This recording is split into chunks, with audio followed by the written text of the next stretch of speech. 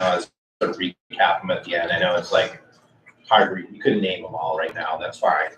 But are you seeing it come together? You feeling like you can see what we're doing here? Is anybody going like, I don't think we're doing anything? Yeah, good. Okay. Because that matters a lot. So the other thing we're going to do is we had safety, economic development, government fishing effectiveness. We did that. Then we have health, wellness, social services. I feel like we kind of covered land use inside of economic development. Do you think it needs something? I felt like it's going to become a strategy inside of there.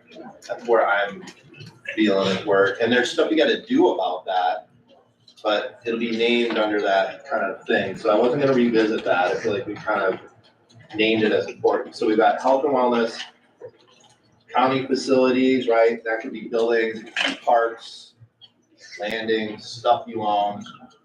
So when it says facilities and land, maybe, or facilities and parks, something like that. We're gonna do that category. And we're gonna do health and wellness and social services as one thing. Okay? And I talked about this with a couple of folks, and so it's not to sort of limit anything, just feel like they play together. Okay?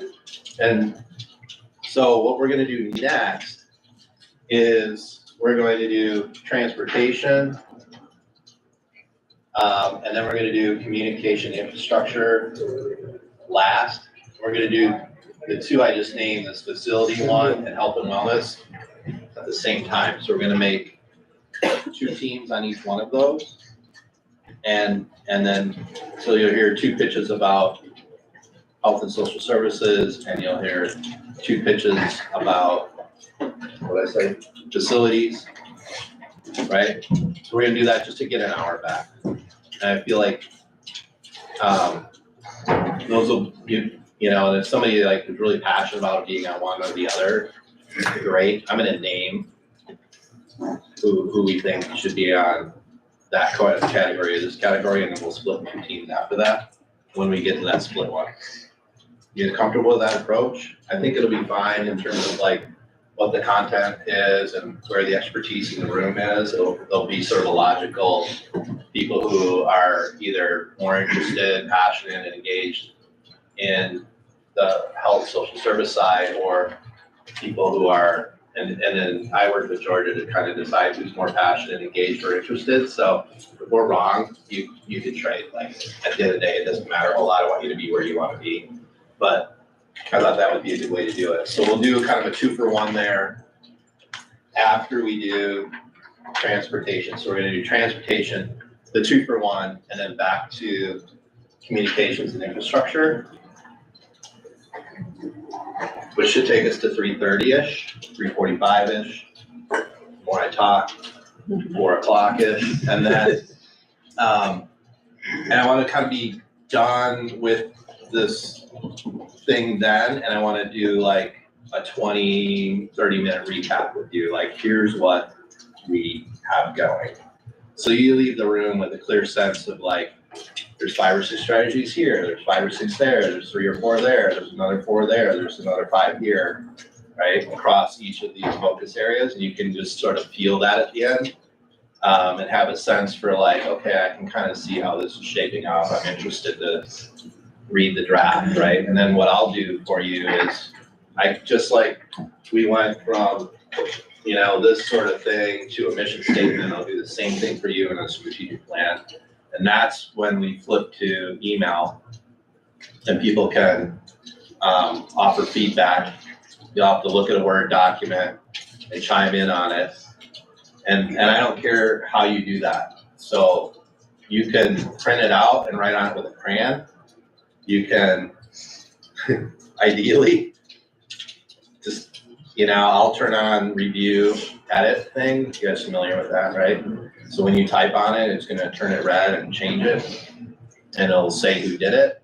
The other way I love is if you'll click on the comment box. So I'll send you these instructions, but you'll be able to click on the comment box and just highlight the word or the sentence here or the paragraph and say, I think we should think about this over here in the box. So any of those are fine. If you do write on it with a crayon, it has to be legible, and you can even mail it to me, or you can scan it, right? So I'll give you like a week for that turnaround. I don't imagine anyone planning on the crayon route? No, okay, good. So my point is, you don't have to be tech savvy and know what I was even talking about in terms of like review and track changes in Word. If you're not comfortable with that, it's not a barrier to you doing this well. I'm more interested in your ideas than how you deliver them. Make sense? So, all right. So that's where we're headed. You guys feel good about that? Anybody questions? All right. So we're just going to go back to the groups we were in for this next round. So remember where you were. And we're doing, what did I say? Transportation. Okay. So 7 questions. Transportation, what do you hope happens? And remember, transportation, like we all think about cars and roads. Think bigger than that. At least for a few minutes with your team. It doesn't have to be what your whole strategy turns into, but just don't ignore the rest of what transportation is. What do they call those things over in India where it's a guy running a car? A rickshaw. Rickshaw. Rickshaw. Like a rickshaw with a motor. Oh, yeah, okay. Motorized. I didn't know that. There's money in that. There's people that do that in Chicago, Yeah. big time. And they make good. And you get a lot of good exercise too. The guys on the bike. Yeah. How about For sure. DeLoreans for everything? DeLoreans, I'm good. Where we're going, we don't need Mercedes roads. myself. All right. Actually, a Land Rover. I'm about the Land Rover. All right, yeah. It's like a vehicle that can handle potholes. That's, see, my wife's on it, could not. Yeah, is She that right? popped the tire in a pothole coming to the stop sign on Stephenson. It's frustrating. Yeah. Yeah. And dangerous sometimes. It was a bad one. And I called the city right away. It's, oh, yeah, I'll get somebody out there. And so, Yeah, the road to my house is mini pothole. But what are you gonna do? well, transportation, in my mind, does include that, right? Having a quality road system in the county. Absolutely. That's part of the quality of life condition I want is good roads, just period. Having good quality roads throughout the county. Now, I know Adam's point in transportation was more about people getting from point A to point B, but it starts with that, we have good roads. You know what I was thinking of? I mean, I agree with you, good roads. And I mean, I like everything about it. We want good roads, it's something within our control, like, it makes sense for that to be a thing that we would. I have this thing, like, we're not gonna have a process without the county. Like, people are too dispersed, and they probably live out in the county, don't have a vehicle. But, some people may, but I mean, it just isn't gonna be enough. What do you think about like a subsidized Uber? Like that's something. I'm not saying that for this list, it's way too far in the sky, but like. Well, you can, I mean, in terms of the initial statement, what is the quality of life condition? Good roads and accessible transportation for people. I don't think we even have, I don't even think we have the bus come through town anymore, like Greyhound and Trail. They used to come. To the McDonald's? Hey, does Trailways, Greyhound still comes through Galena? Because then they would come down. I heard last that they're leaving Dubuque going south, and coming in. We don't even, I don't think they go really. They used to stop. No like, potholes. or something. That's right. Pardon me? I thought they used to Never stop see a like that. pothole. Potholes would become. Yeah. I don't think so. Yeah, then we're not getting it. Yeah, I don't know. Yeah, because it used to come out of Dubuque, to Galena, and then, well, stop at Stockton too. Yeah, might have. Well, I know. And, Yeah. I'm not sure. when you need an Uber, you get one, Yeah. right? Or. That's a huge issue too. I didn't realize that, but somebody told me, I don't know if it's called Greyhound or Trailway anymore, but we don't have the bus come through here anymore. No, no long distance bus service, I guess you would call that, right? Yeah, long distance. Well, I mean, a Greyhound or Trailway or something, I don't know. They don't anymore. That's something that we need to probably be collaborating with the city and the county. That reminds me, didn't you have a huge case? A guy got robbed at McDonald's from the Greyhound bus stop in there. Yeah. Oh, you get that? Yeah, we got it done. It was a lot of money. I mean, it was a lot. I don't remember being a lot of money. Well, it was something. I remember you had that case. The robbery at the bus stop. Yeah, that was, I mean, of course, it was very difficult because the guy is, not from here, so then we gotta try and get him here for the trial.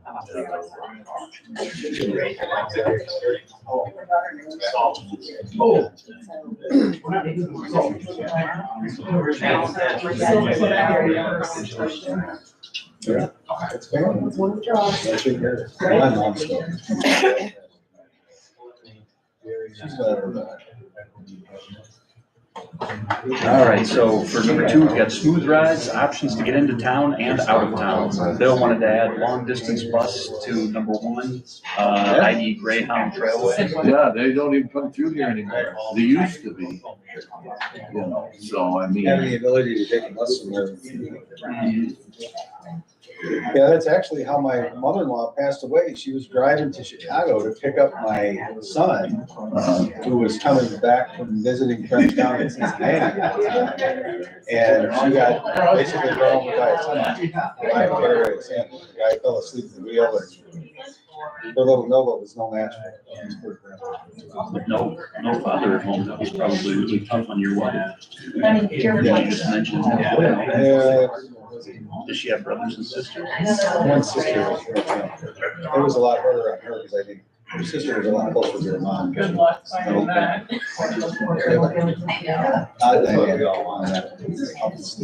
Yeah, I've always, my heart's always broken.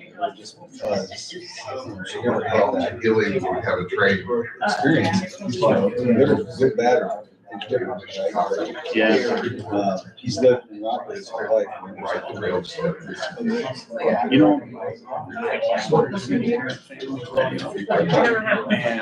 like 2 good parents, better than 1 good parent. But 1 good parent is better than 1 good parent and 1 bad parent. That's.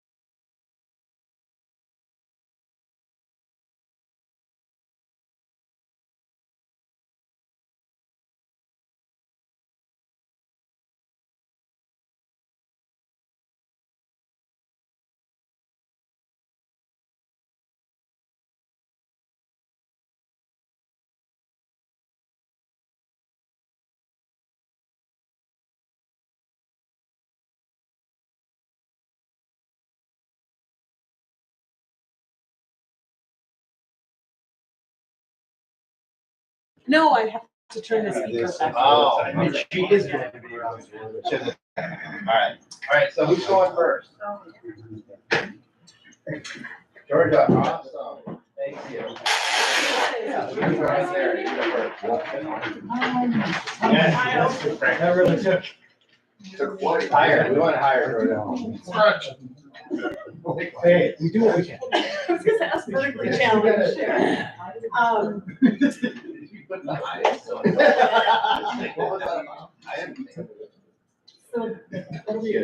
what are the quality of life conditions? Eliminate transportation barriers to allow for active engagement in civics. So we discussed if you have someone who either doesn't have internet or doesn't have a driver's license, those sorts of things should not limit their participation in our activity. What we would like, or what it would look like if we could see or experience that accessible, reliable, safe, convenient, affordable transportation throughout the city. We talked about things that could help facilitate that is like, we do have public city transit, but there's a lot of scheduling involved with that. Some, regular routes, bike footpaths, lighting, and facilitating partnerships with other players. Measuring the conditions, we thought, healthcare and accessibility to appointments. Adam shared a story of someone who uses her walker to walk to the healthcare appointments. But maybe getting that information from a simple question on local providers, like, how did you make it to your providers today? On our end, we could review pedestrian cyclist vehicle-related accident reports, and then regular vehicle transportation or conditions of projects, safety reports, those sorts of things. How are we doing right now? We said isolated improvements. We see improvements, but we need to tie things together, right? Things we could do, identify the partners and their needs, look at grants, studies, roads and paths. We've done those studies, we can put it together. Equipment allocations, we were discussing the highway department's machinery or trucks or things like that, and the ages of those and planning, and putting together a plan so that we can be more proactive than reactive. Actions that we will do, tying in all of the outlying communities. We talked about like bike paths and trails and different things, but encompassing the entire town. Those that would have to partner to help us with this would be city, township supervisors, county engineering, parts of city transit, the outlying businesses, the road project with the large employer out in the rural community, great partnership, Black Hawk Hills, and then going back to the healthcare, FHM, and a lot of the assisted living facilities in the county, not just for the city. All right. Who's Jasmine?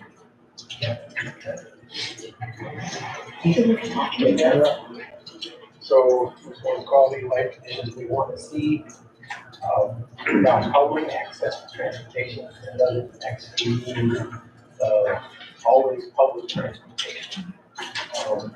But for that, a lot of it should be, a good economic area, so people can buy their own transportation. We know there's people that cannot drive because of disability or something, so we want to account for that as well. But that's kind of what that one, everybody has access to transportation, get where they need to go. That was the second one there. And how would we measure those? Basically through data collection, community input, and through the people themselves and employers tell us, hey, we can't get our people to work because they're not having transportation. We kind of know that's going on out there. And then we would continuously track that situation, do improvements, and keep on top of it that way. 4, how are we doing? Well, we know it needs improvement, so that's why we're here, right? That's what we're talking about. Number 5, we think there is probably a need for a grant writer as part of other grants in the area that we could look at and explore what's available out there, either through grants or other public or even private resources that are already out there. I think we've got a couple of them down here we're talking about. And then the other thing is to try to understand what other communities are doing successfully. We know it's being done elsewhere, and they're doing a good job in certain areas, and we can learn from them, and not try to redo the wheel here. So, and then number 6, what actions will we do? We need to determine the needs, kind of know there are needs out there we don't have really defined very well. Then we also define what steps are needed to improve accessibility for that. One of the other things we were talking about too is what we had down here was who would we partner with? Well, federal or state IDOT would help us out. Nonprofits, there's a lot of nonprofits already doing, like there's churches that take people to appointments, things like that. FHN kind of has some transportation things going on, but also one of the things we talked about is businesses. Hotels pick up people every day from the airport right into their hotel. That could be something that business could look into if they're a large employer. Maybe they should look at providing that service. Maybe we give them a tax incentive to do something like that to provide more business, get more revenue flowing in the economy, things like that. Maybe that's something that the business is like a hotel does, rather than us trying to get it wrong. So yeah. Is there any kind of, like transportation coalition or something like that? Is that a thing? We don't, there's a lot we don't know here. Yeah. We didn't know. But one thing, the other thing is like the city, like they do it through planner positions, so their grant writers are really planners, right? And, I think they just wrote in their strategic plan to add another role like that. Maybe like a way to wade into this, because like grant writing come up a couple times, but maybe a way to wade into this is to talk to them about partnering on a third of that person's time or a quarter of that person's time. Just mentioned to Jasmine that if you look at an HR person, maybe that person could go duty as a regulator. Yeah. Get 2 things going with one person. Yeah, it might be it'd come down to like the skill set, right? Sure. Like sometimes there's things that fit together easy and sometimes there's not, but maybe that one depends on the person you end up finding. So yeah, that could be a path to you doing it where we can structure this HR idea so that a quarter of their time is around grant writing for, maybe 3 categories of things or something, so you kind of keep it focused. And then, I know this kind of same conversation is happening inside the city's plan right now, so that could be a potential partnership. But then I was sort of thinking broadly, like when I asked the coalition question, if you have something to think about, like, is it a strategy to convene a coalition of partners who would think about how to create solutions around transportation? And it might be that you invite IDOT to be on it and they're on it like remotely or in person twice a year, but at the same time, it's really locally driven. And there's like FHN, a couple key businesses, obviously Pretzel, right? So, I don't know, just thinking out loud. Who's orange? That would be us, sell orange. Hey, man, we are the roads and what are the quality conditions we want? Well, we thought that having good roads and accessible transportation are two keys in that concept, obviously. And then, Bill had mentioned, we used to have a bus, long distance, bus access here that we could, hop on and go to different places throughout the United States. It'd be nice to get back to that. As far as what it looks like, we felt like smooth rides would be a great goal to achieve. I know, my own personal example, my wife recently popped a tire in a pothole. Not a lot of fun, but, so I mean, there's obviously opportunities to always improve on our road conditions, as we go forward. And it's a tough environment for roads, right? I mean, the constant hot, cold, things like that, it's a challenging thing. But the other side of that, options to get in and out of town, in terms of accessibility, people would have available options, accessible options when they need to get where they're going. And then we talked about a future hope, like getting rid of gravel, would be my personal, chip seal everywhere, kind of thing. I don't know how realistic that is, but if I never drive on a gravel road again, I would not complain at all. You got big dreams, man. What's that? I like that. You got big dreams. That's it, and I know it's a lot. Ask them. I mean, you got you. Elon Musk wants a rocket. So again, number three, how do we remember these conditions? How smooth are our roads, right? No potholes. When you drive around the county, what kind of things do you run into? I know, as a for instance, when I leave the city on Stephenson Street, before I get to Van Rockland, that stretch there is getting pretty ugly. And I drive on that daily. So, I mean, we all have experiences like that. We all live in different parts of the county.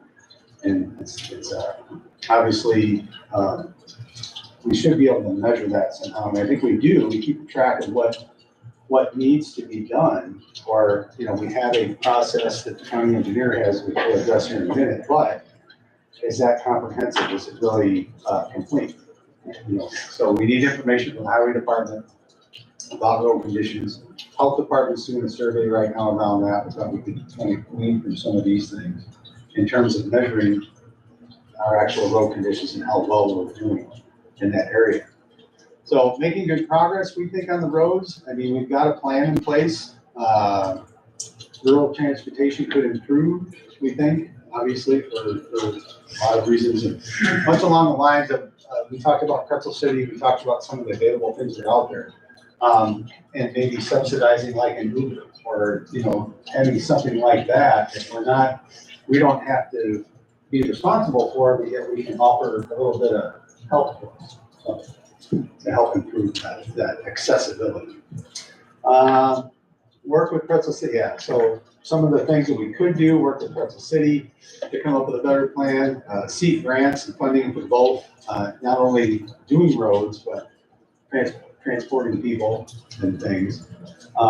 Make sure we have a plan to replace the highway department head. He's getting a bit long in the tooth and got about 3-4 years left on his contract, from what we understand. So we need a plan to make sure we got somebody of a quality stature to step in his place when he leaves.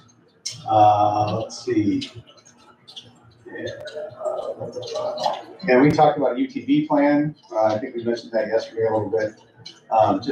That's another way for the rural folks to get around. We need to make sure we have a safe environment for people to do that. But it's certainly something, that people want, at least people I've talked to in our district. And so I think it's something we need to do. And then number 6, plan on replacing the county engineer. Obviously, we need to execute that after he retires.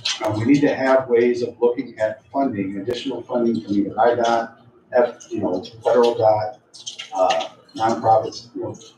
One of the things we talked about was that list is X. The more money you got, right? And again, depending on the amount of available resources you have, the more you can treat that, right? So, and we get to more things quicker, the more capital we can find. So, and then we talked about engaging with GFP to look at the Greyhound situation and the busing situation as a possibility. And then the other folks, obviously, we need to be concerned with Freeport, other local governments, GFP, and IDOT and, Department of Transportation. There you go.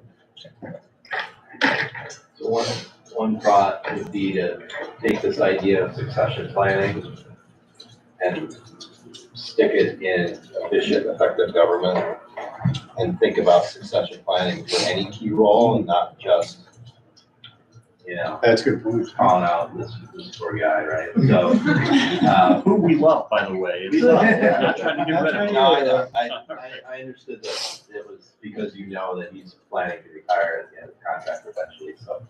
But I wonder if just that whole idea just belongs over there as something that, you guys are thinking about, and seeing, where people are and how we're succession planning and that would tie into obviously maybe a job description for an HR person if you could end up making that hire, those kinds of things. But that might be a better place for this and then make this about roads and buses and the like, right? That seems fair. That's like, we'll carry that over to the last thing we did. And then this group, all the colors. Yes. What are the qualities of life issues we want? Not just accessible, but safe transportation, a variety of recreational paths, trails. What would it look like if we could see or experience some transportation without limitations or boundaries? That would be for the county or even getting Rockford or anywhere. More options, train, ATV, trails. How can we measure these conditions? Data on calls to resources and transportation barriers. I think they're measuring how many rides that they have, but how many people that they turn away. Don't know if they're calculating that. How are we doing now in the most important measures? We think we're doing good on the road plans. We have a road plan in place and we're updating it and we're communicating about it. We do need improvement for maintenance and very poor public transportation. What are some things we could do? Like assessments on transportation needs, better collaboration with recreation groups. So the assessments we talked about with other, like Epic 10, other, maybe the health department or social groups. Collaboration with recreational groups. We know there's like this little bit of policy, the bicycle club. What is the action we will do? Collaborate more efficiently, both internally, like the highway department, the health department, and externally. Medical providers, social services, research grants. Who are we gonna partnership with? Highway, private rail, so that would be state and federal, social services, and the health department. So, does everybody agree that, like, how does this UTV thing, is this a thing you want to address in the strategic plan? Do you want it to say that you're gonna, evaluate UTV usage of roads or whatever, language, something like that? I think a lot of people want it, but like why is this a barrier? Doesn't say what you're gonna do about it, it says you're gonna figure it out. And there is a barrier, I think that. About that. Well, it used to be, the previous sheriff was opposed to it. Also, the highway department would have to build up the shoulders of the roads to support the usage of those. And there's not really a trail network other than what the snowmobiles use, but that's mostly on private land. Right. But you'd have to allow for use on county roads, right? And there is actually a stretch up by Orangeville where they're allowed on the county road. That's the only place in the town. Yeah, isn't that the actual question? Like, this is what I see now, almost every other county around here. The actual question is, do we want UTVs on county roads or not? And then they're allowed on county roads based on some tier. So like in Joe Davies County, the proposal would be that the road that goes out to Chestnut, right? wouldn't be an ATV road between the city of Galena and Chestnut because the traffic count is too high. But beyond that point, right, even though it's the same road, it would be, right? So there'd be a map, right? And it's based on traffic count. I think just fundamentally traffic count, actually. That's what I see happening in other counties, right, where they're making it a policy that UTVs are allowed or not, and also indicating where. So they're not allowed on any state highways, they're not allowed on any, they might not be allowed on like County Road B or whatever, like any of those county highways that are lettered. I don't know what they're actually called, I don't know my road nomenclature. And then below that, they tend to be allowed unless there's a plain old county road that just gets used a lot. And then they get limited from being on that stretch or that thing. So I'm not proposing what you should do, I'm just saying, is that the actual question? Or is it like, is the question, should we create UTV infrastructure, trails and shoulders and whatever it is to have a UTV network, like if you go up through Gratiot, right, in Wisconsin, right? So they're all about it, and they maintain trails for it, and like, so like it's two kind of different questions. It could be both. Yeah, you can say like we want the whole enchilada, but I'm trying to get like what's the question? Like the first one having it on certain county roads, see how that goes.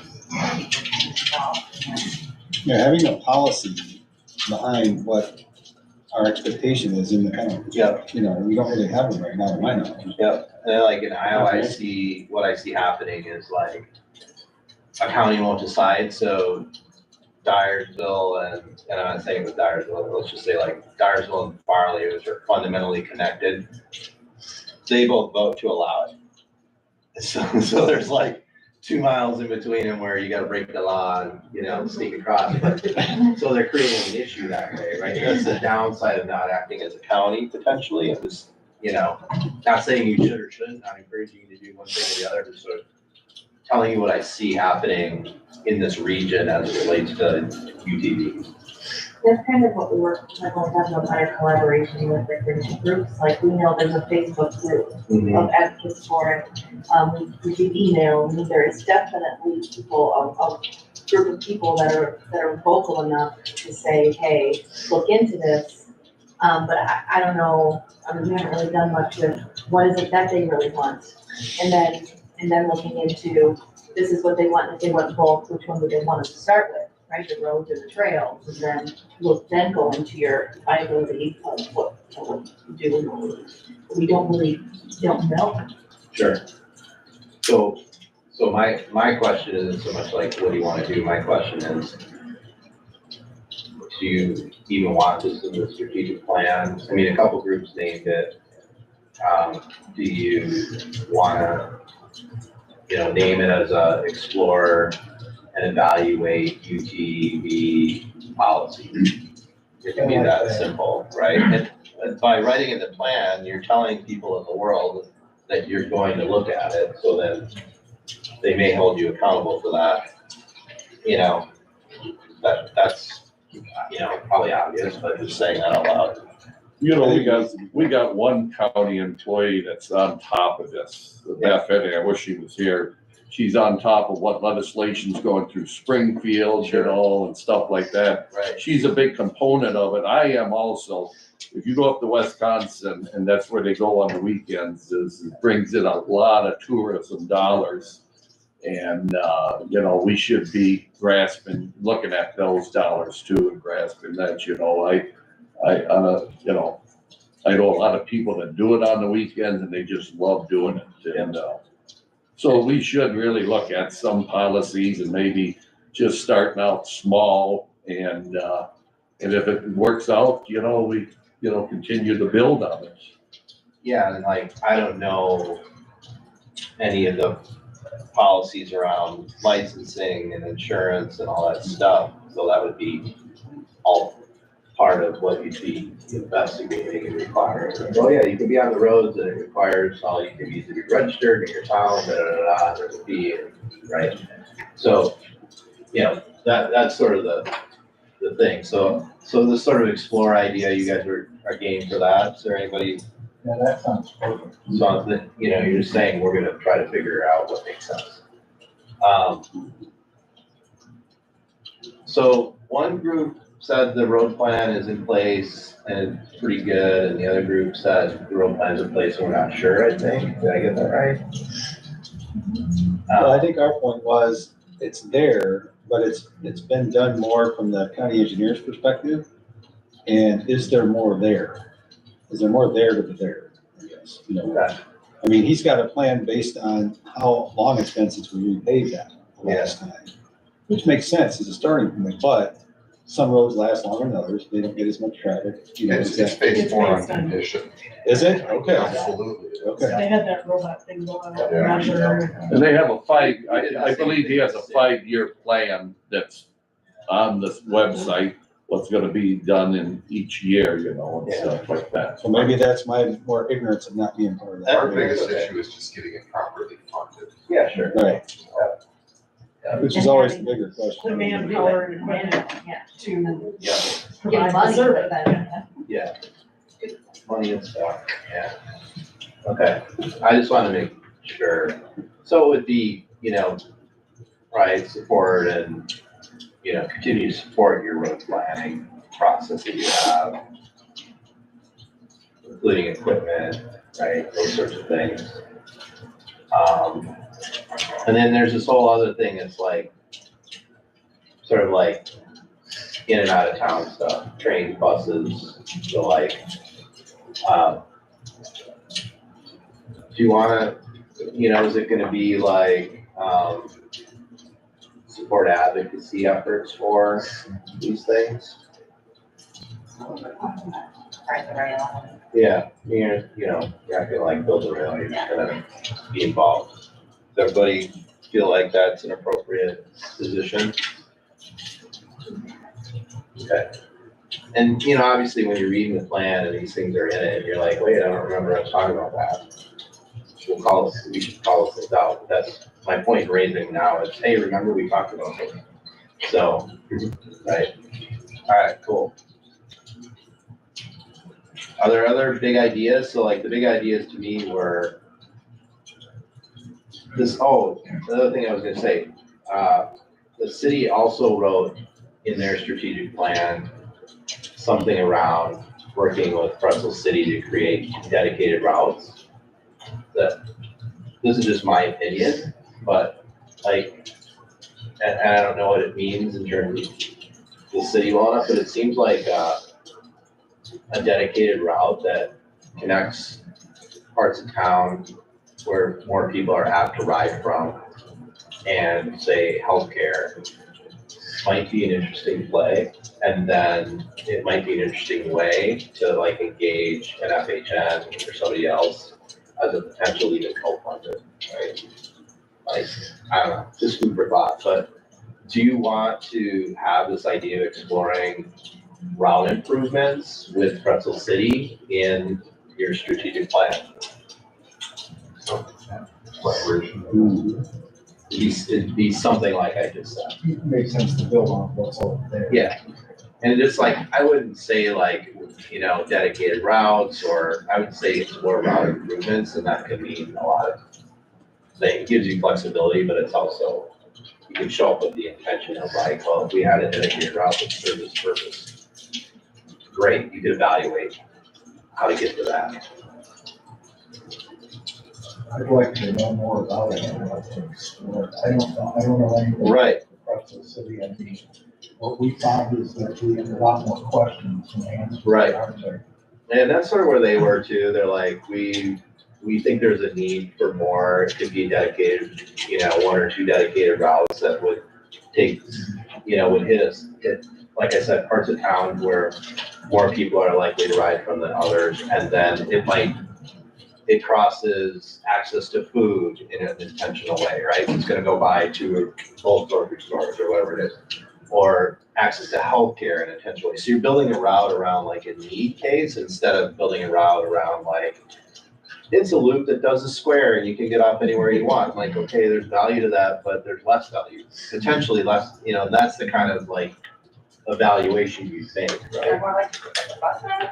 Yeah. Yeah. Times. Dedicated bus route, the bus is just going around in a circle, but if it never actually goes to a grocery store or a Yes. hospital, then is it valuable? Or would a route that just cuts across town from the lowest income community neighborhoods in town to the healthcare that also passes by two grocery stores be more valuable than a square that serves downtown, right? So you see it all the time. Like Milwaukee built this little train that runs like across where, the Milwaukee School of Engineering and Marquette, right? And they're like, all the college kids are ride this. Well, they don't. They don't give, it's empty every day. It is like got money and they're like, fine. And it looks cool on a map. Like you look at the map of the city and you're like, yeah, that's very cool. It's a good idea, but there's nobody on it. Right? And so like you could say to yourself, oh, we should have a downtown loop. And the bus just moves people around but maybe no one would be on it, where what I'm saying is like, if you aimed it truly at the need of people who actually need to ride the bus, and getting them to things they actually need, like food and healthcare, you might have a thing there. This is just my opinion, but it'd be the sort of thing that when I imagine you exploring this, I would imagine you exploring, that's all. I don't mean to get in weeds on it and tell you like prescribe anything, I'm just saying like an example of what you'd be exploring would be something like that.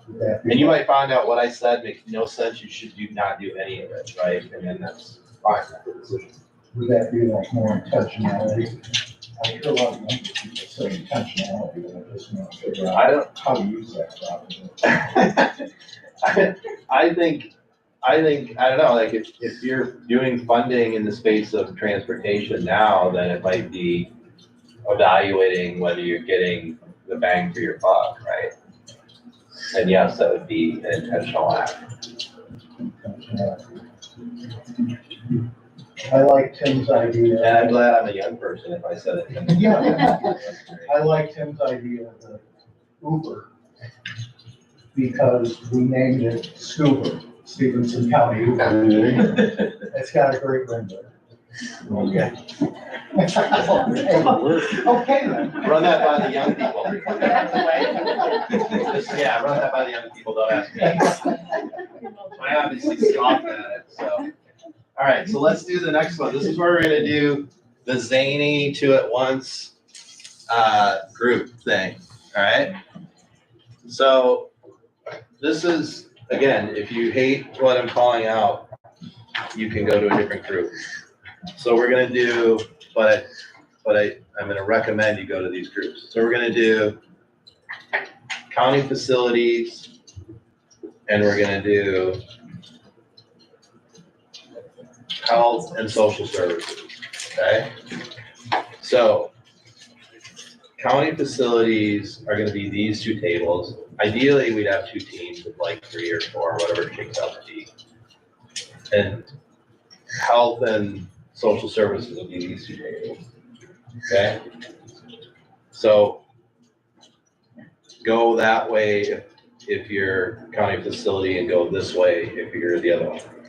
So I have Scott in county facility. I have Ronnie in, is he back? He's not back. I have Kurt in health and social services. I have Tim in county facilities. I have Jim in county facilities. Larry in county facilities.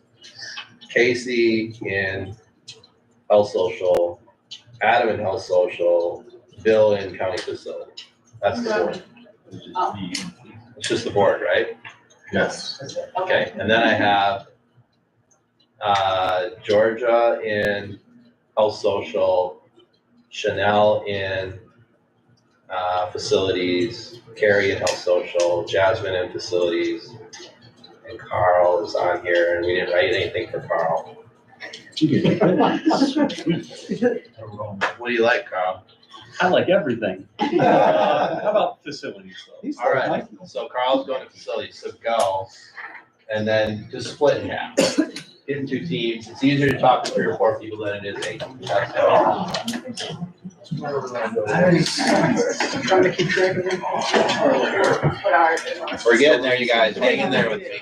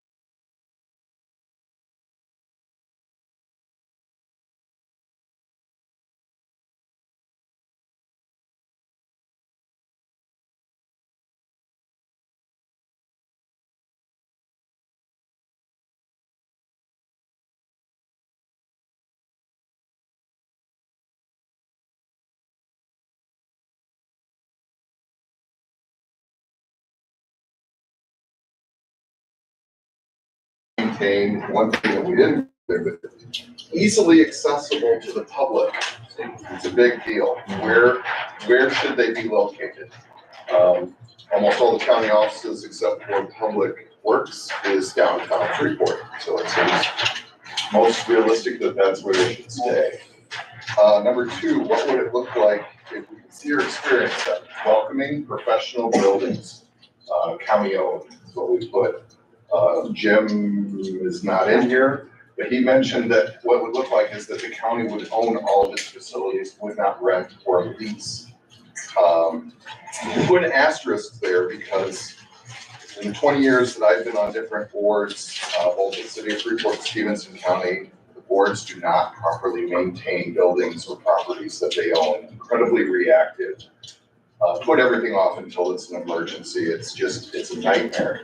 Now, you could also say that renting and leasing is a more expensive option, and it is. It absolutely is. But it's one thing off of the plate of the county board. You don't have to worry about how they're going to fund or get the group together to properly plan and fund facilities. Proactive maintenance, that's another one that goes along with that. We had one of the best maintenance directors, I'll call him, that I've ever seen in any organization, but he wasn't allowed in all the facilities. I mean that when I say he was not allowed in some facilities. So it was siloed. Some county offices had their own maintenance people.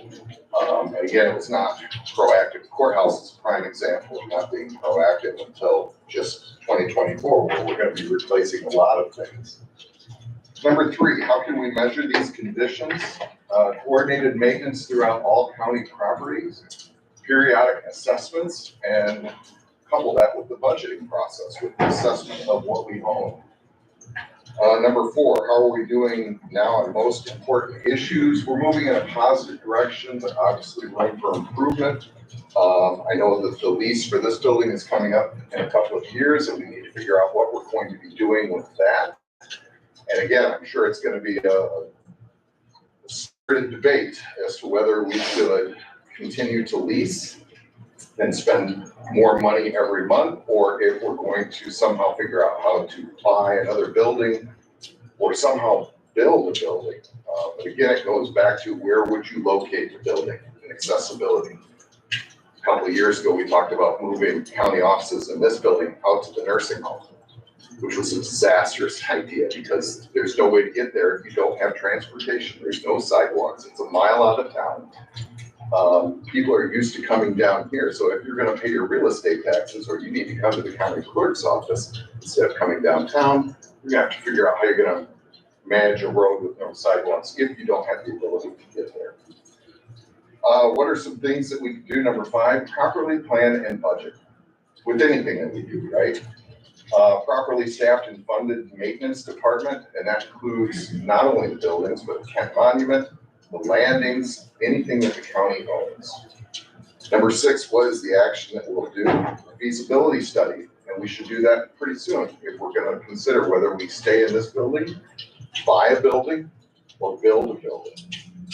And number seven, who are the partners that have the role to play? Probably the most important, the department heads, people that are here day to day that do the work of the public.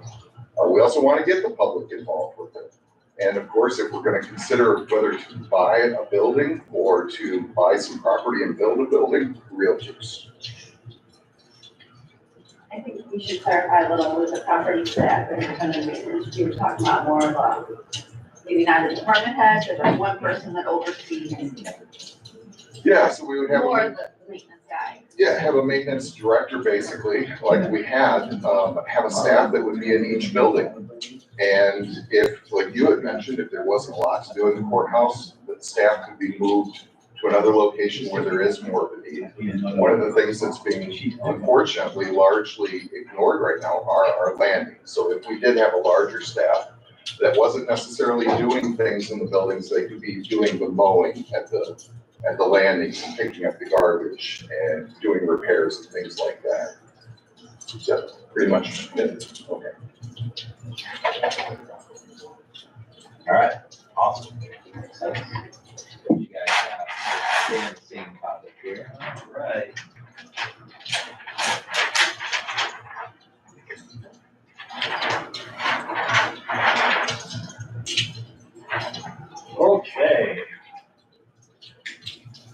We got a lot of overlap here.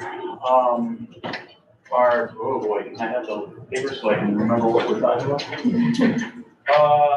The quality of life conditions that we want, what do we want to happen? We want safe, well-maintained, functional buildings.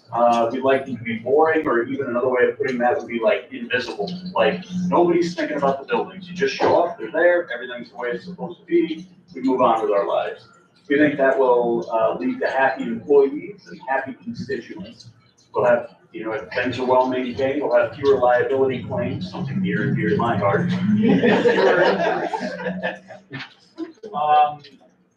So how do we measure these conditions? We create a plan and we measure against the plan that we made. This isn't the situation where it's like, well, what's Joe Davis County doing? It's what was our plan and how well are we sticking to that plan? And let's be honest, preventative maintenance is not well suited to competitive democracy. And that's why we're in the situation we're in. That's why we need a plan and we need to measure against the plan. We're 90% compliant with the plan we made. We're 10% compliant with the plan we made or whatever. Number 4, how are we doing now on the most important measures? We feel we're doing poorly. We're certainly made improvements. There's no doubt about that. But it does feel like we're always playing catch up. We're always putting out fires, which again is the nature of competitive democracy. Like the furnace may go out next year. Is hard to compete with, the probation car that's broken right now, or whatever it is. Today's emergency is always going to trump tomorrow's possible emergency. So we're doing better, but we felt we were doing poorly. What are some things we could do? I think there was a general consensus in our group that we need a plan, and 2 of the plans that were proposed were either a facilities director who would be in charge of all of the buildings, which is complicated because 3 of the buildings, at least, the sheriff has substantial responsibility for, versus contracting that maintenance privately. So we need, and along the same line, we need to explore rent versus own, and own is own versus buy versus renovate, something that we already may have. Bill talked a lot about renovating the nursing home. I remember discussions about that from years prior as well. I think everything would be on the table, but so that's something those are things that we've got to explore.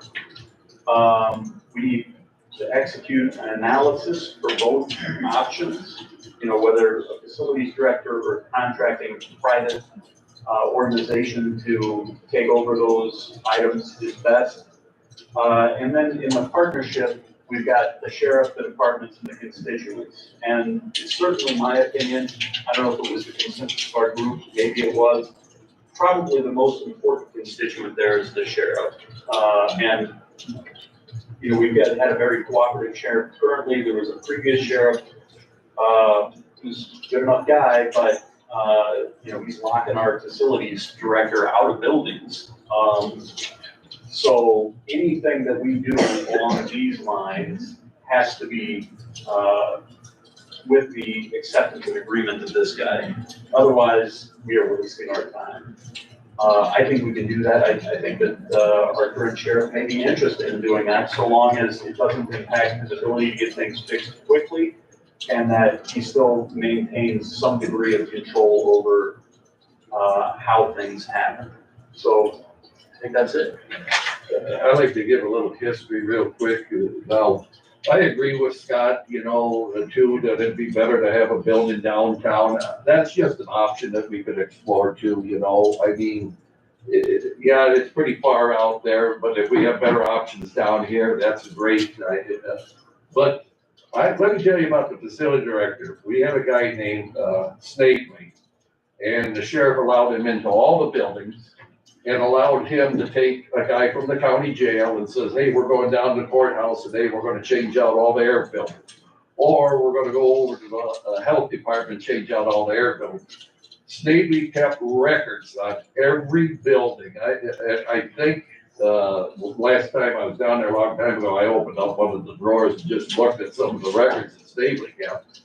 not the best record keeper, but, kept records pretty good. And he would rotate maintenance guys out, just like Scott was talking about. It's a huge savings, and I gotta tell you something, we have saved money at the county level with a facility director, and Wally was great. He did the whole public defender's office. The whole public defender's office, just thinking we had a contractor go in there to do the work. The morgue, that was a big issue, we were renting from the hospital, we were spending a ton of money up there, and I worked really close to get a county morgue. And now we're making money in the county morgue, and that was all done by Wally Reverend. He had to hire somebody to come in and put in the refrigerator unit and do some electrical work in the plumbing unit, but he did all the work. And so there's a huge savings when you have a facility director, because you look at the hospitals, you look at the school district, and they're out there. There are good facility directors out there, and like I say, I talked to the sheriff a long time ago when he was running for office, and he said that he would love to be at the table doing the interviewing, along with whoever would take it.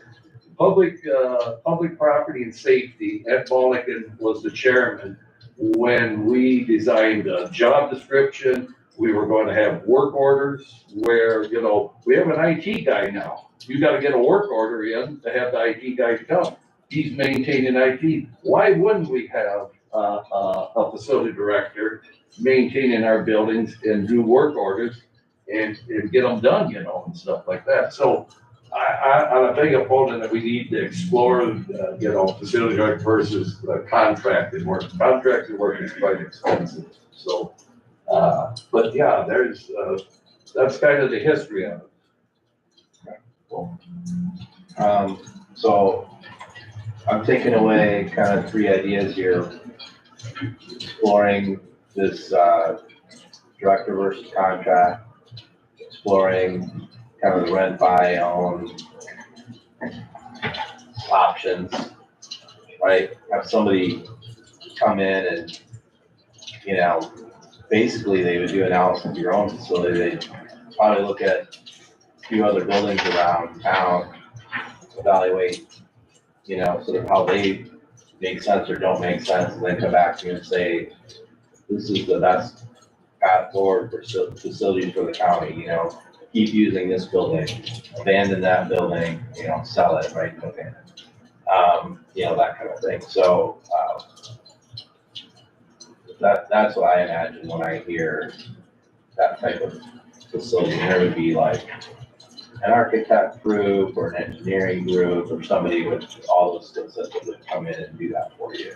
Right? They give you a cost benefit analysis of each building, all the good stuff, right? And then you could make a decision on that, and then you could also make a decision on like, okay, and then how do we want to handle maintenance? Are we gonna own it? Are we gonna contract it? Whatever. Sound good? Like that's those 3 things, that's what they sort of mean to me. And all the third, so 1 was director or contract, 2 was rent, buy, own, right, facility evaluation. 3rd thing was, kind of comes out of that 2nd thing, create a facility plan. We have a facility plan, here's our maintenance schedule, et cetera, and, I think Carl presented it, and then are we following it, right? So that's probably the 3rd thing that was probably written there, but you said it, so I guess it's up there, number 3. So. I just wanted to back up, say one other thing too. Our one facility director did RFPs along with Russ Malnick to save the time. What would the sheriff know about a rough RFP, or what would, the sheriff knows law enforcement. He knows how to do an RFP for squad cars, radios, stuff like that. But that's where a facility director comes in, meets with the contractor and goes over things and does an RFP on that. So there's a benefit to having in-house maintenance and have a facility director and stuff like that, because RFPs, are a very important thing too. Okay, cool. All right, let's hear the health and social services team over there.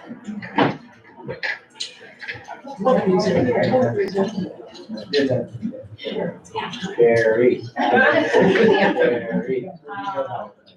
I'm just gonna sit here, So the first thing we said as far as quality, of conditions we want, it all comes down to access and availability of diverse services for diverse populations. So not just, citizens who are free, but incarcerated individuals, people with disabilities, so a wide variety of diverse, the aging population. And then the topics also are very diverse. So I call these the CDC 6, violence. I said sex ed, but that could be, family planning, it could be, a wide variety of things, it doesn't necessarily mean education. Mental health, substance abuse, I said the aging and disability population, we can talk about nutrition, physical fitness, all of those things. But we don't have enough access and availability of services to cover these things. What would it look like if we could see or experience them? We have a decrease in waiting for services, increase in providers that have a clear specialty, decreased cost, increased providers who accept Medicaid, huge ordeal in our community, increased services while incarcerated, so continued care, not just, we're gonna keep doing your meds, but there's no AA in the jail, there's no counseling in the jail, those kinds of things. Increase, crap, I forgot what sorry, increased in treatment facilities for substance abuse. Healthy food and fitness, access to healthy food is a big deal here as well. Number 3, how can we measure these conditions? I mean, there's a lot of statistics out there, a lot of data on all of these things that we can kind of monitor. 4, how are we doing now? We provide a lot of services in the health department that probably many citizens don't know about, right? We talk about how probation provides a lot more services than people probably realize. The Stephenson Nursing Center, same thing. 708 mental health board, we've heard about that today.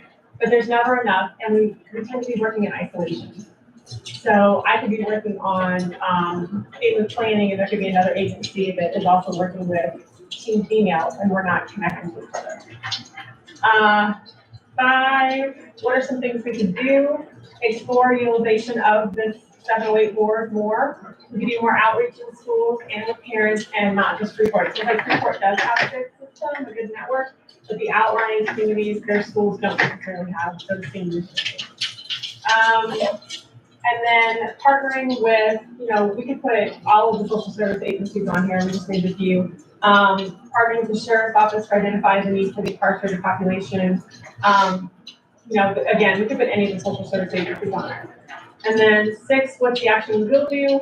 We talked a lot about how people don't know what each other, not just the community, but we don't know what all of the agencies do. So maybe we could collaborate on all of our websites. We have links to all the other agencies, or we educate the community about the services, and then if somebody asks me about voices, I can be able to communicate to them, et cetera, et cetera. So we all kind of work together. We all know what each other's doing, and that also increases referrals and all of that.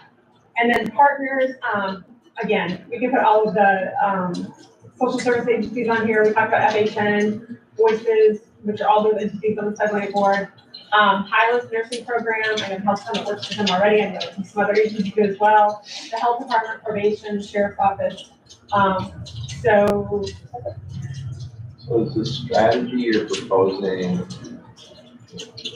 to foster collaboration among partners? yeah, I actually put facilitate out there within the order, but yeah, facilitate collaboration, facilitate education and awareness. Like if you were gonna name one thing you're gonna do in the next year or so, like other than operate the programs you operate, right? So you operate the program that you're responsible for. So one of the examples But that, like, what's the what here? so one of the examples was like we've been talking about transportation. Right, one of them is there's not transportation, perhaps for people to get to appointments, so there's not mental health appointments. So when we talked about like exploring utilization of the 708 mental health board, I mean, there's a lot of people at the table already that are struggling with that. And so working together and saying, hey, this is what we identified in our strategic plans, here you go, talk about it because you guys are the ones dealing with it, and then come back and see how we can support, like doing things like that. Yep. So what I think about when I hear this is the need for like,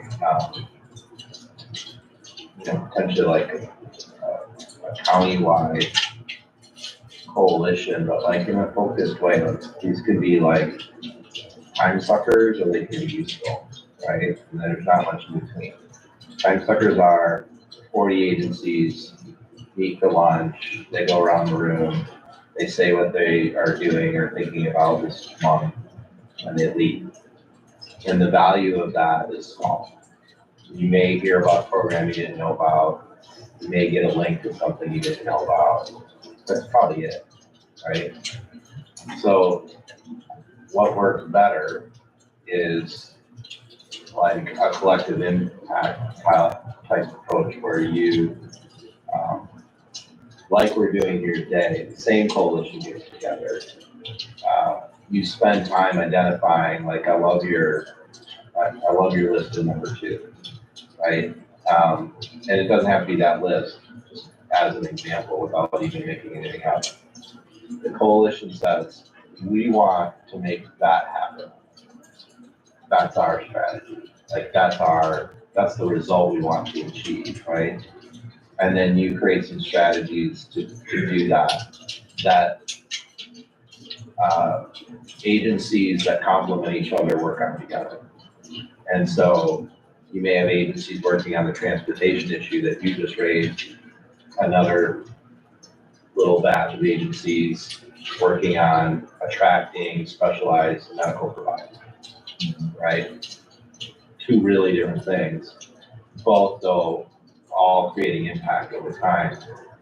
Nobody shared a link about their new program. It was a meeting to make that happen, or a series of meetings to make that happen. Garner the resources, the partnerships, the support, whatever. Like, it's a big difference, right?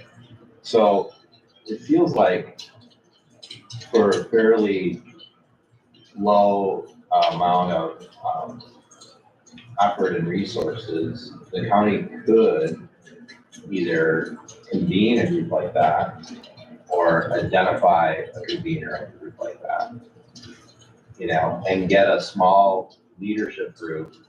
I would imagine like the county, FHN, I'd have to look at your providers, help you think about it more, but like the 3 or 4 bigger players to say, let's put some money into this so we can facilitate some meetings, get support for developing strategy, whatever it might be, have a little money for supporting communication or something like that. I don't mean a lot of money, I mean like, I don't know, 25, 50 grand or something over a year or 2, right? So something like that, that would, and then when I say that, I don't mean it's all the county money.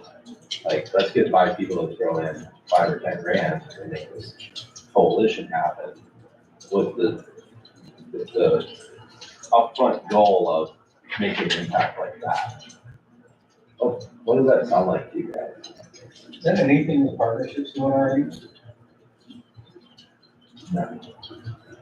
I mean, not specifically around community health. Sure. So it makes me think of, That's what they do in a sense around economic development, Right, I right? know we're doing that. And you created an organization for that. that. Yeah, I'm saying maybe you don't need an organization or you don't need that immediately.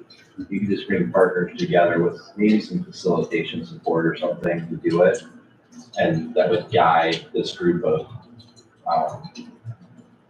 providers and agency leaders to work on this thing. And they would create what it is, right? I'm just so using it this makes as me think of, in public health, most of the grants we get talk about, you have to have collaboration with others.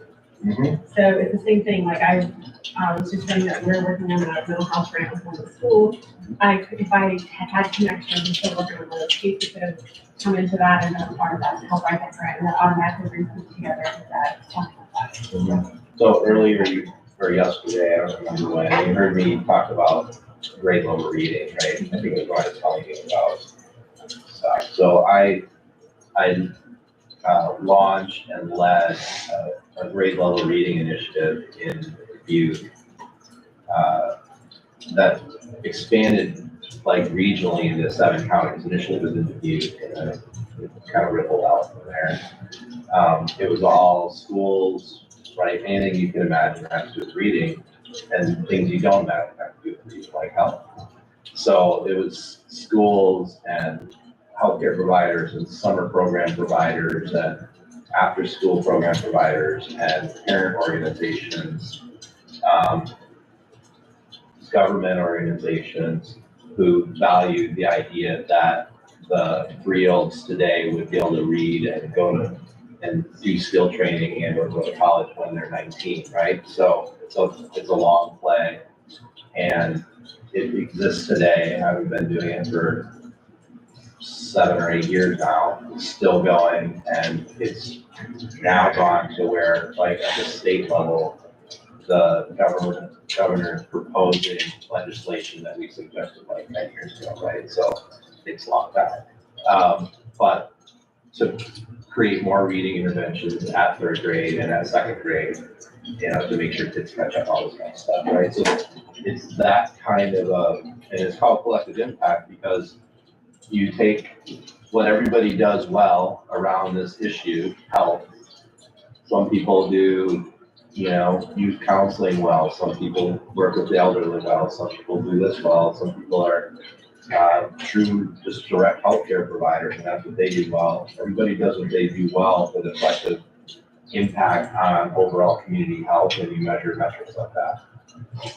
Right? And so it feels like you guys are sort of right for that, and it's a low cost way to get in and begin doing work that, number one, will solve the fact that you all don't know what you're doing, but not only that.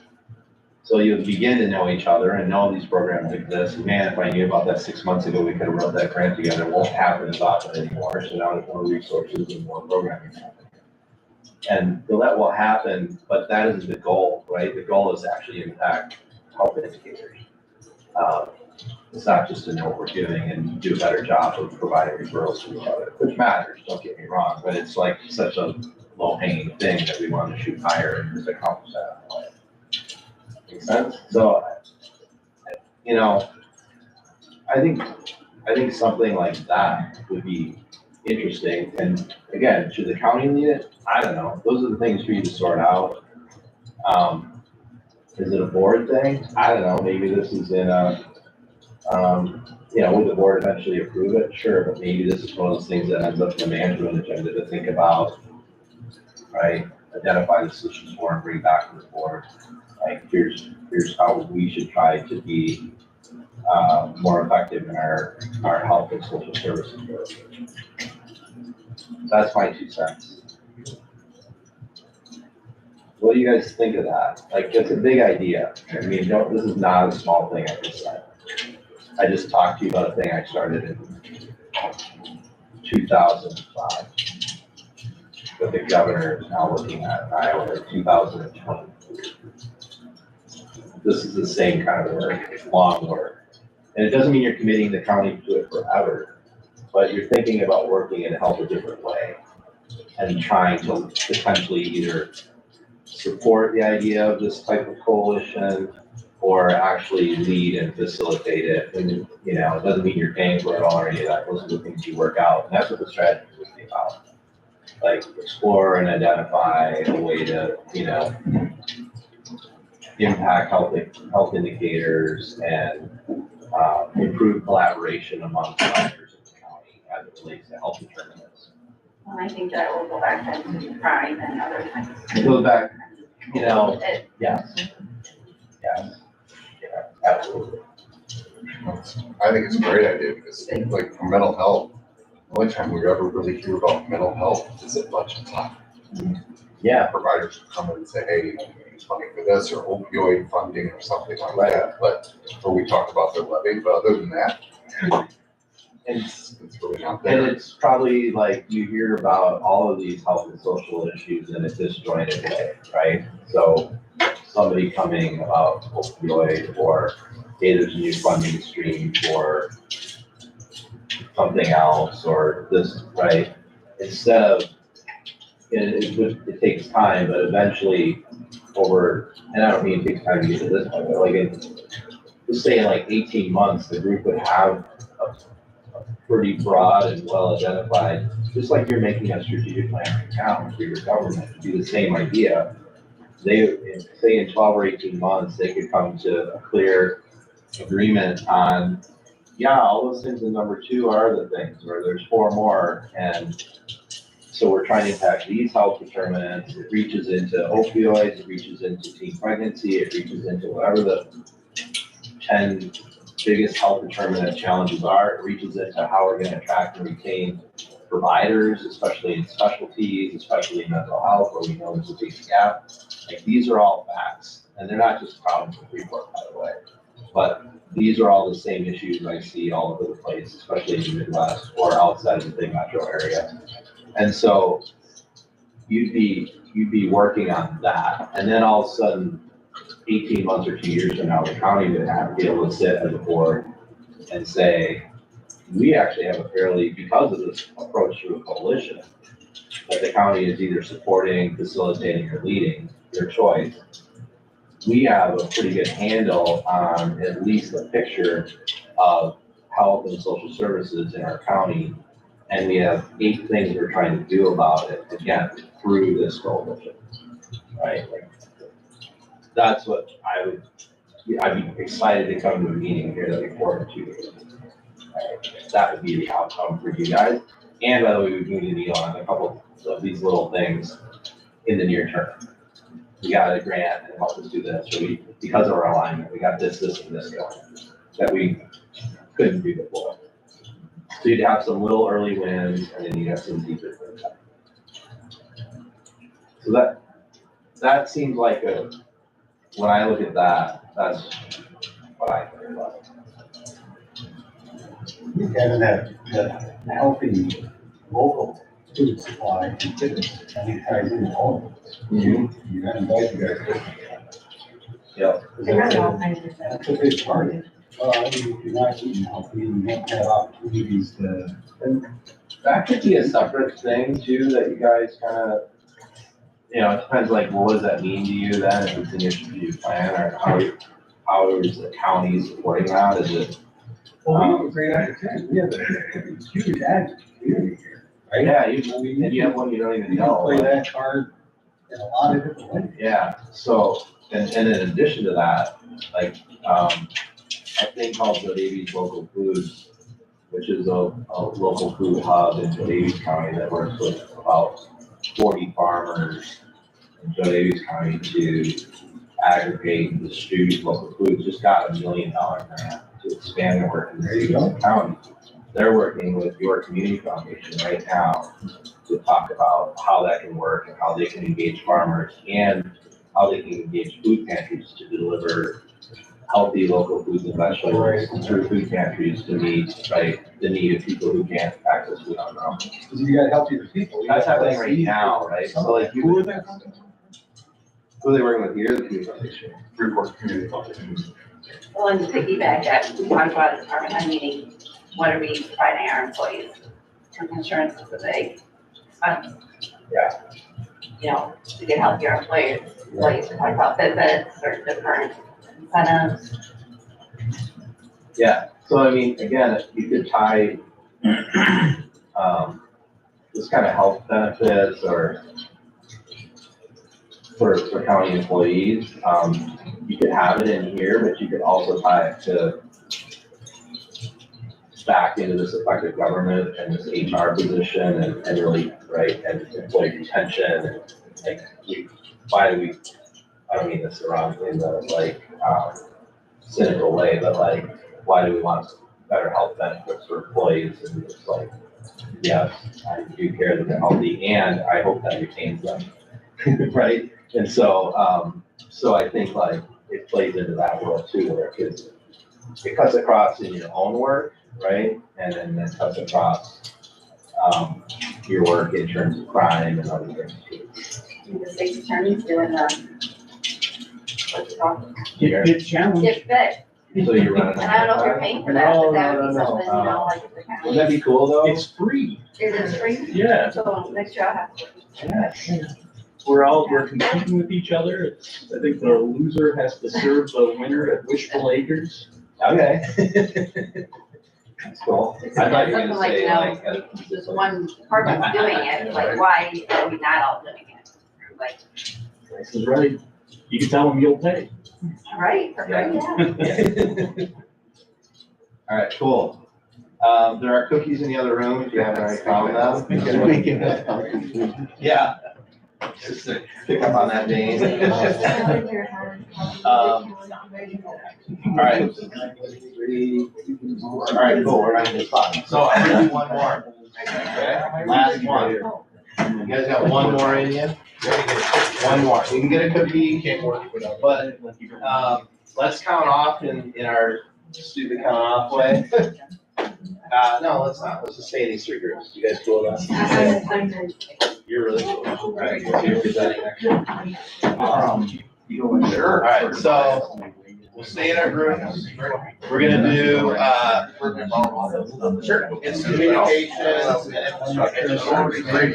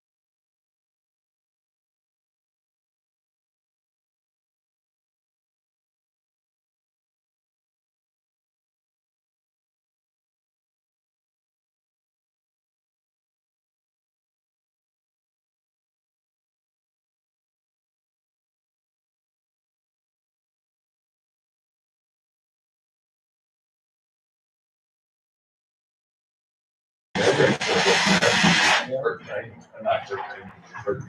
Oh. They're the ones. I should just switch up. Who's talking about that? All right. So, we said, we're looking at reliable, accessible avenues of communication. We want to keep it broad, because there's a lot that goes into it. There's some very high priority things, but there's also some supplemental things that we didn't want to exclude. So obviously, we're looking at high-speed fiber. That's been spotty and an issue for a while. Cell service. And one thing we talked about is efficient maintenance. Even in spots where this is decent or people wouldn't have too many complaints, if it goes out, you might get it back in an hour, it might be a couple of days. And that's a problem, and that's partly because of the spotty coverage we've seen. So we'd like to see that go away as far as maintenance. And then outside of a lot of that technical end of it, we talked about communication in the other direction, from the county to the people. As we were talking about a county newsletter, use of the internet, or some variation where not only do we want people to be able to communicate in general, in emergency situations, but just getting information to the people. It kind of goes back to a lot of the conversations we had during efficiency and effectiveness. So we're looking at as far as data we can look at, there's already connectivity maps for when there's outages or when there's spotty sections. A number of the groups we already work with, like Black Hawk Hills, already use this kind of stuff. So we can look at their work. We don't have to reinvent anything. There's already data out there. Anytime an emergency vehicle is called to an incorrect location, that data exists. That'd be really good to know. And then the response delays, know how long it takes now from any given point to any given point. And then we can check that once corrections are made. How are we doing? Not great, depends on where you live and depends on what time of day it is. City's got some okay stuff going on. It could be a lot better, but if you learn to work with it, you learn to work with it. And the rural isn't doing any better than that. Again, depends on where you are, and those of you that live in the rural districts, you know how generous I'm being with that description. It's not great. And again, the thing we kept coming back to is block to block, it can shift, and that's weird and a problem. And if we have a more unified plan, that can go away. So because this covers so much area, because this involves so many different enterprises, government, business, everything, collaboration is going to be the first step. There's a variety of entities that either want to see this improve or have interest in improving, and entities that don't even exist here yet, entities that would like to move to the area, but we need to take care of this first. So knowing what they need compared to what we need and are looking for, this isn't just on us. This has to be a massive team effort. Again, city, business, everything. What are we actually going to do? For starters, we just have to start that conversation because this has been something that has been attempted and failed in the past for a number of reasons. So we'd like to get that going, even just on small scale, even if we are just focused on emergency or just focused on fiber, just focused here or there, we got to start talking to some of these other groups because again, we can't do it all on our own. Greater Freeport, Black Hawk Hills, City of Freeport, Sheriff's Department, Police Department, 911 is its own separate thing, and they would have a high interest in all of this stuff. And knowing what we can do to help them, that's a big selling point. That'd be dynamite. There's a bunch of different options where just working with some of those emergency services, we could revisit some different plans and opportunities that would necessitate this and hopefully come with more support and expertise. That's what we got. Good. Collaboration. All right, this group. All right, so one of the, this is really kind of my bailiwick. I work in this arena a lot, and to have quality manufacturers move into your area, to have remote access capability for people. You have, four basic communication types. You have, we talked about satellite, cellular, you've got a copper wire, or you've got fiber, right? Those are the four basics. It's really, might be able to do all things in between there. Those, and each of those has pluses and minuses, right? So, does it make sense to run a fiber all the way out to some cordon place beyond Winslow? Probably not. That's a very expensive proposition, and you gotta dig up a lot of turf. But can I plant a cell tower somewhere where it hasn't? Well, yeah. What's the ROI for the company doing that, right? Why isn't there one? So there's a lot of questions that go around that, but we came up with the same idea. How do we have quality access to high-speed communication? That's the first question. As far as what are the quality conditions we want? Because now, how do you get by without having access to the internet? How does everybody have an equal opportunity if they don't have quality, high-speed internet access, right? Kids that don't have that, people that don't have that capability, right, or access to the same. Right now, I think we're still in a boat where some people can afford it, some can't. We don't have that across the board. So in a perfect world, everybody, whether you're sitting in your car in some remote spot of Stephenson County on the northeast, southwest, southeast side, you're good to go. Or if you're in your house in the city of Freeport in the middle, you're good to go. Like Adam said, block to block, that can shift and change. How do we get more consistency in that? You gotta have a plan that makes sense for everything. So a communications plan, that's our first, as far as how we measure, coming up with a comprehensive plan, countywide, working with these other outfits and seeing, who's really gonna be responsible for what, because it's still, the industry drives all that, God bless you. But how do we as a county government trying to create a quality of life for our constituents and equality of access, right, opportunity, how do we help foster that? How do we help engage in that? And then we measure ourselves against that plan we come up with. Or that we work with each other anyways. And then unknown, as far as how we're doing right now, I don't know. I mean, I've heard different bits and pieces of emergencies, the 911 board has this, or our emergency group has that, or, there's different ways that we can look into that through Blackhawk Hills.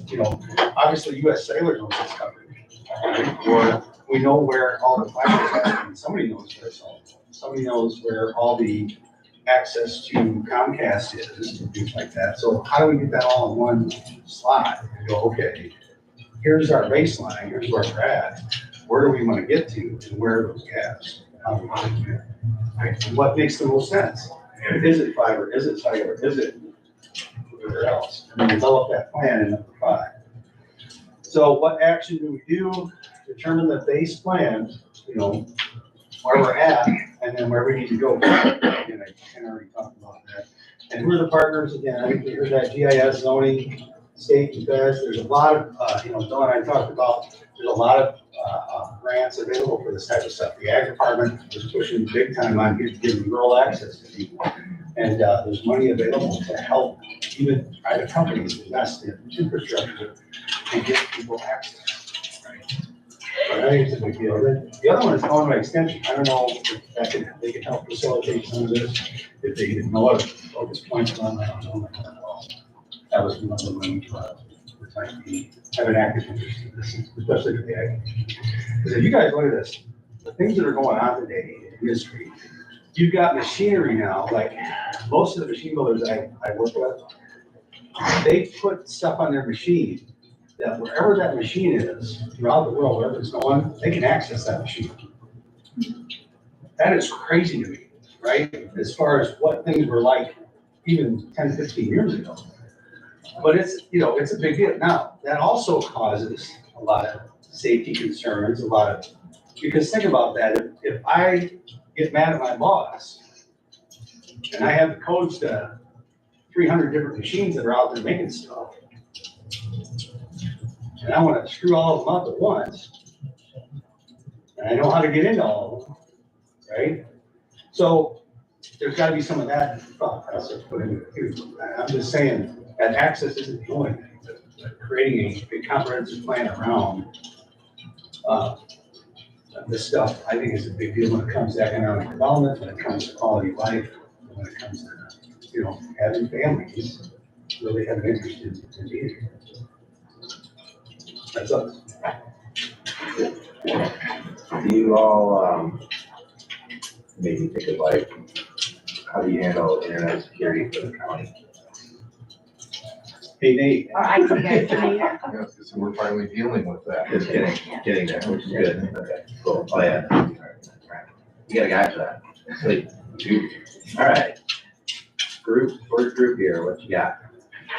We're gonna echo pretty much what's already been said, but quality of life conditions that we want, better cell phone and internet service options. I was telling the group at my table that I have a constituent that lives north and west of Cedarville who has to go to somebody else's house just to make a phone call or access the internet. And that's just crazy.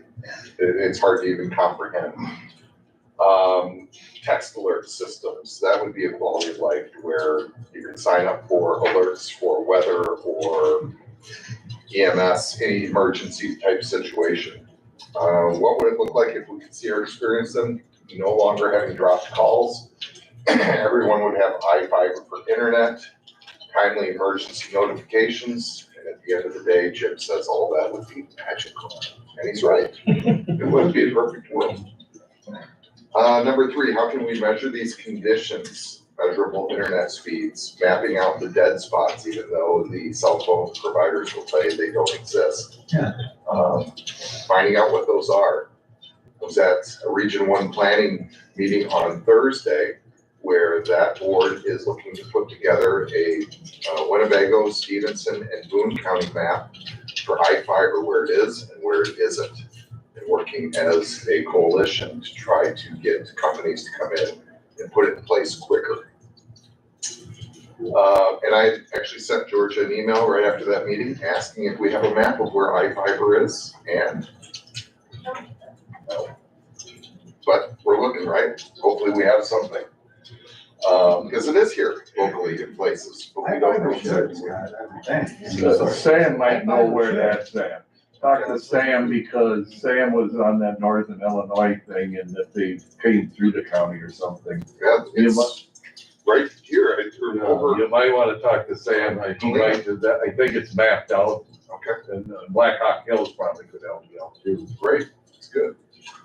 So how are we doing now in the most important measures? We need to do much, much better. Obviously, it's baffling to me to sit here and think about everybody's got one of these, but you can't use it everywhere. So we do need to do much better. Number 5, what are some of the things that we can do to continue to support EMS, which we have a great EMS department. They've got cutting edge technology, work with private sector providers, work with the state of Illinois, and specifically the FCC about having dropped calls or no cell service. That's a safety issue. Number 6, what is the action we'll do? Convene a group of stakeholders to better understand what needs and solutions are available to us. Kind of piggyback off of what you had just spoken about. You know, we're by no means the experts here, but why not put a group of people together that are experiencing this and also people that are problem solvers to try to solve that. And then who are the partners? Internet providers, cell phone providers, state of Illinois, the business sector. So in this world, if you did say a coalition or you did want to develop a plan for partners, which is kind of what the theme is here, or you were gonna map things, where does that live in the county? I was gonna say planning and development, I would think. And you know, there's a lot of county board members that aren't just part of planning and development, that have a lot of experience and knowledge that we could utilize and have a separate subcommittee to work on a lot of these issues. Yeah. Because we want to think about that a little bit as we kind of transition to wrap up here. And this one got me thinking about it, because I couldn't clearly put my finger on it, right? And so maybe as we're going through, we may not have the answer today, but sort of maybe the question we'll have to answer as we go through these, and as you're thinking about the draft. And again, it's nothing you have to answer and put in the plan, right? And you can have the plan and not say, Eric's gonna do it, but it'd be good for you all to know where you have a clear and obvious owner. When I think about the health thing we just talked about, it seems clear that the health department would be the clear and obvious owner, and then whether they're leading it or participating, that's to be determined, but at least like that's gonna be the point of contact with the county. This one, I just didn't know, so that's, planning and development. And we'll have to think about how often we say planning and development when we're looking at them, right? Because there's only so much capacity and time and all that kind of stuff. So, so this is good. What I took out of here on this one, obviously this conversation that Region 1 is starting with providers to move the needle on the internet is good. And this idea of mapping gaps in service, whether it's cellular or internet or otherwise, seems like a logical exercise. And then being able to go to various providers and segments where it helps seems like you have, right? So that seems like a logical couple of strategies there to have in this section. Anybody disagree with that? Seems like what you all said, should be good. So, I just want to comment on this, I guess, because this has been something that there have been people, either both county board members and department heads that have tried to spearhead this effort several times, and it's just continued to fail, and on multiple levels, and sometimes because we can't get collaboration between the city and the county. I mean, most of the time when you're talking about any kind of infrastructure for communication, it's not a small scope project, it's a large scope project. So just because we're on board doesn't mean that it's gonna happen. It has to be, I think, Scott, you mentioned it's 3 counties for the one that you're working on, right? Like, it's a big effort.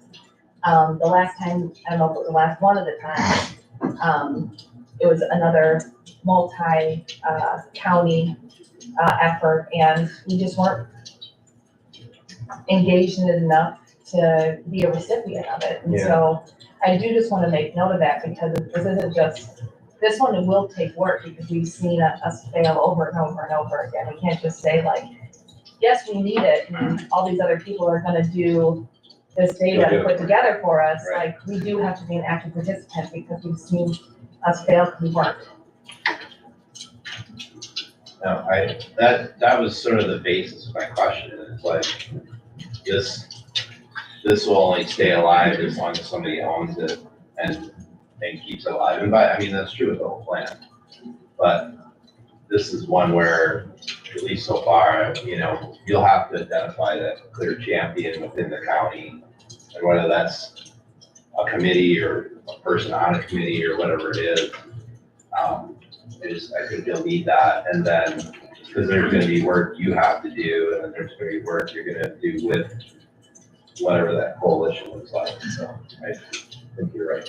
I'm just curious, along with that, I guess, is that, I think there are some things we've discussed during this program that we have a lot of control or influence over, that we should, that we do. Sometimes we fail, sometimes we don't. I look at this and think we have very little influence or control over any of this. So we can have, a happy talk about it, or we can complain about it. But the only 2 influences that we're gonna have is to, A, go out and lobby and get money to bring in like fiber, or pony up money, which we don't have and nobody wants to. And if we're not gonna do that, then we ought to just skip it. As evidenced by the fact that we continually fail. I think it's a good thing and a worthy thing. I just don't feel like we have any influence over it, so. Yeah, I would put this in the category of like finding that intentional level of effort and resources that you can sustain, let's just say over the next 3 years. Right? And so to me, that would be like mapping projects, so we actually know what we're talking about, right? We're not just sort of complaining about spotty internet, or we don't really know what that means. Like, does anyone in the room really know what that means today? You know, you can all name an example, and I can too, but not in any way that means anything to an internet service provider. So if you could get some true data and have that maybe be your primary work product, and then use that for advocacy after that, right? With a free county coalition or whatever approach you decide to take, go on your own. But to me, I don't think you're wrong. You're not gonna build a fiber network, right? I don't think that would make sense. But I think from there, it's using that data, keeping it updated, that sort of commitment at that level, and sort of just keeping steady pressure on this might be the play you decide to make. But you know, that's sort of the thing to figure out. Let's get the data and then figure out what the solution is. You might have some early wins. Someone's like, oh my gosh, we didn't know we skipped that block because you made the map, and then they go fix it. And like, you get an early win, and that's a little momentum and a reason to keep after it. And so who knows, right? Or because you have the map, again, this is like one of those shovel-ready things. Because you have the map, because you know where the need is, because of all of that, you're ready to go, and you have yourself sort of primed with the idea that, you know, the next federal infrastructure bill in 28 years, right? You'll be ready for it, you know? So, because you weren't ready for the one that just happened, right? You didn't submit one, you didn't do anything to try to get internet money at the last one, because you didn't know, or it wasn't on your radar. So just, it could be one of those type of things too, is, yeah, I'm being a little facetious about it.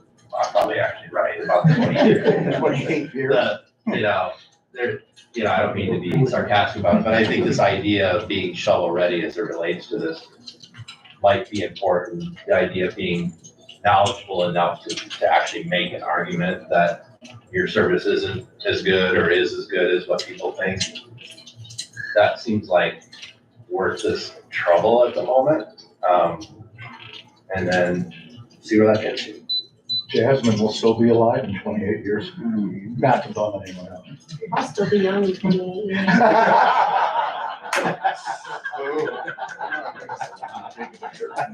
That was just me. All right, so let's go over here just because I want you to be able to see better. Jasmine, you have to sit in the back.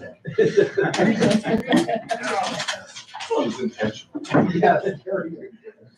That's a lot of intention.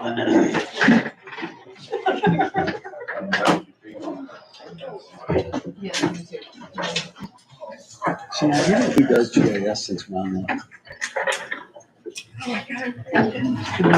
So, I know Ron King used to. what we're gonna do is take a half hour or something like that, and Last time. I just want to kind of run through what we accomplished from my lens, and Spot that, have that man. and then make sure that you guys have a sense of, you know, what you got out of this, right? So I want to make sure you can see what you got, what we accomplished. And we'll do this fast, because hopefully it's more of a refresher. But we can pause wherever we need to. So we went through safety, transportation, economic development, effective government, facilities, health, which this team made the 2 pages stick together, so I can't hang it. Health and social services, and then communication infrastructure, right? So your strategic plan at the moment contains a vision statement that we looked at earlier, a mission statement that we looked at earlier, and then focus areas, each of these, this one, and the one still on the back wall, right? And each of those focus areas are gonna have a result, right? And so we're gonna take the results that you guys put together, like for for communicate, and safety, it's not just lower crime rates, it's like, it's safe neighborhoods, it's people feeling safe, right? So if I go through these sheets, you'll remember, you guys described this in varying degrees of detail.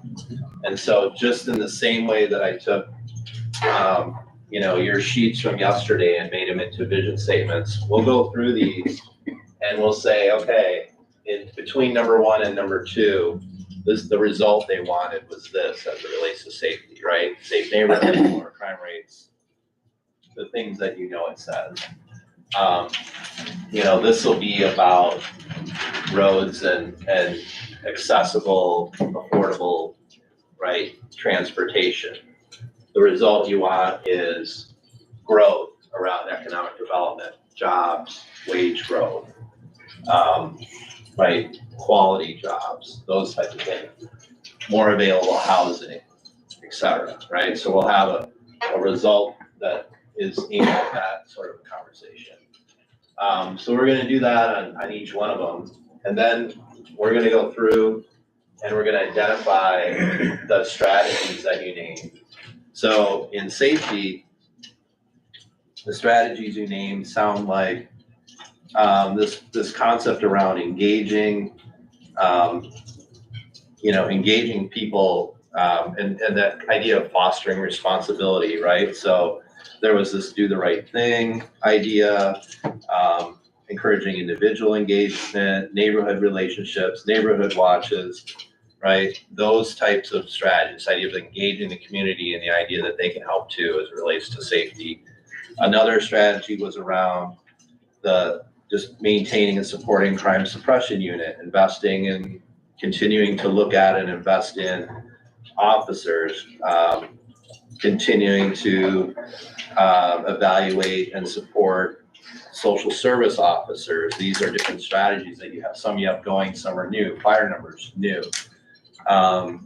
Reviewing mutual aid agreements to see if there are opportunities for improvement. Focusing your efforts between urban and rural and just kind of thinking about where are those opportunities. We'll figure out how to weave that in here.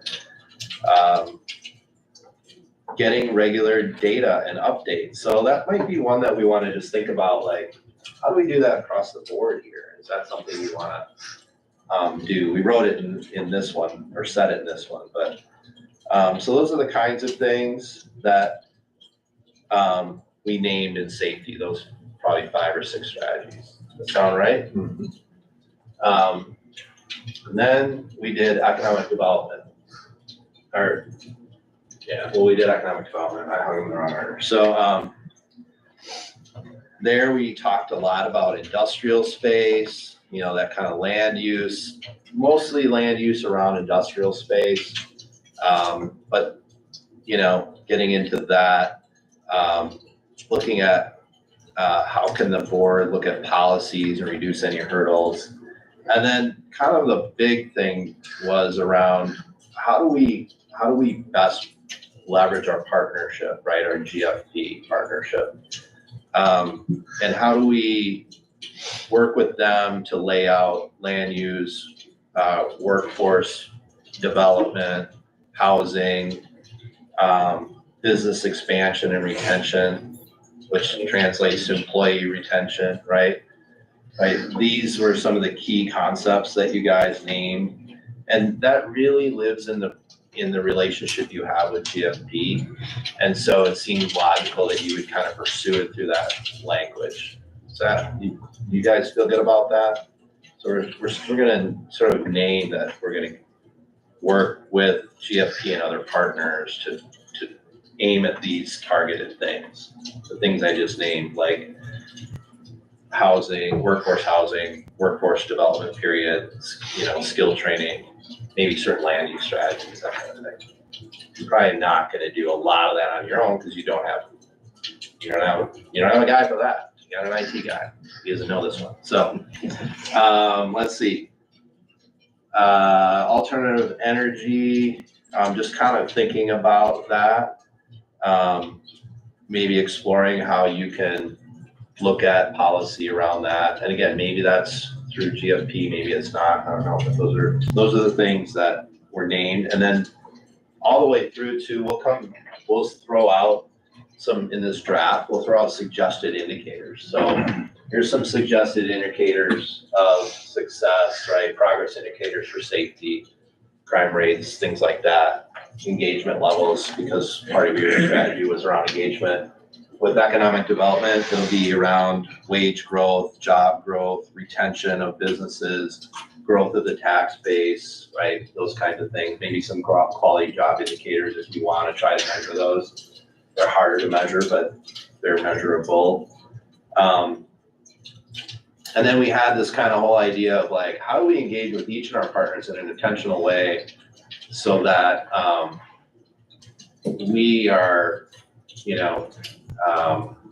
aligned strategically, right? So we talked about that through like Black Hills was kind of the example we gave when we said that. Like, would you meet with them once or twice? Could a group do that? And who would do that? So that idea is mixed in here too. That makes sense? So that's 5 or 6 strategies. And it feels like if I go here, who do we think kind of owns this world? I don't need to bounce back and forth. So if I think about, flip, come on.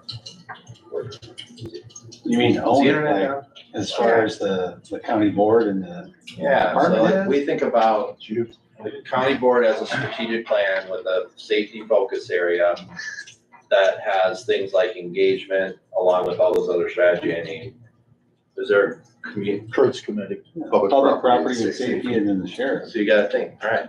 I mean, I think Carl, you said it before, the sheriff, I think, is primary because you have to have For sure. buy-in. Right. I mean, working with public property and safety, but, I agree. it's important. Yeah, and there'll be, we don't necessarily name the partners in the plan. The naming of the partners in the room today was for you to just kind of make those associations in a way maybe you weren't before, right? You're not the Lone Ranger, and even the Lone Ranger wasn't alone, so he's got a really weird name. He had Tonto. So, you're gonna do this with partners, and it's the sheriff and others, right? You're gonna engage and say, hey, we've developed a strategic plan, here's what it looks like, here's how we're thinking about it. Give us your reaction, where do you see yourself playing a role, blah, blah, blah. We did economic development, so you've got a partner in GFP for that, you have other partners, is there? where's that Planning and live? development. Who? Planning and Planning and development. development. Cool.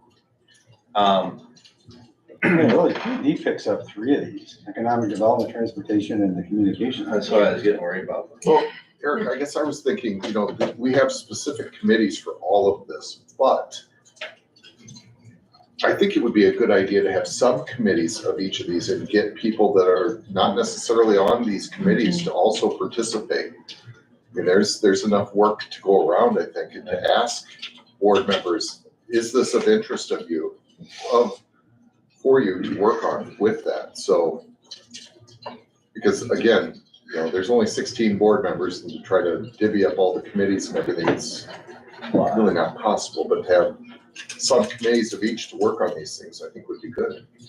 Well, and part of these subcommittees, can it be other people besides Absolutely. county board? Yeah, you bet. I mean, we all Should be Have a staff, stake should here. be interested, Yeah. smart, tech-oriented person, could be helping you in that whole communications world from the community, right? But could be some of the representatives of the providers that you actually bring into that committee, so they have a seat at the table and they're actually engaged from, it's not just you going and some committee going and asking them, they're actually like, Come on. like, the way you have more control over whether you can get it done, to Jim's point earlier, is if they're actually on the committee, well, there's some commitment already, right?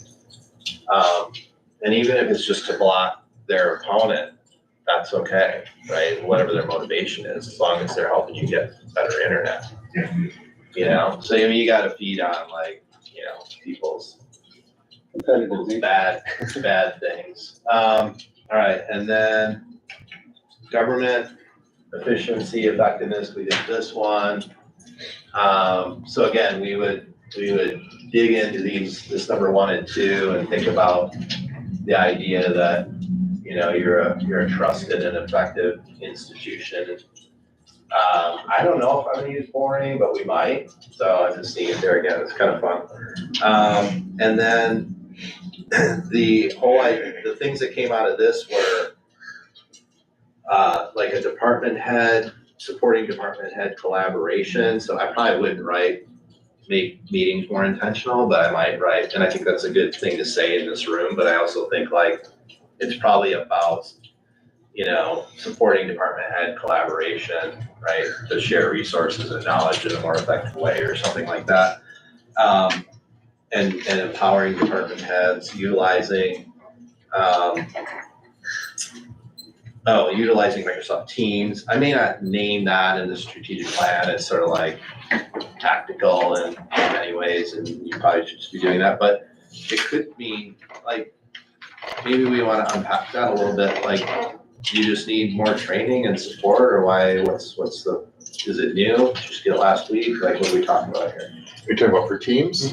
Well, the whole premise behind that was a few years ago, Tom Cunningham, who was the probation department head, he and I had been talking about how to better get information out to county employees as it pertained to health insurance.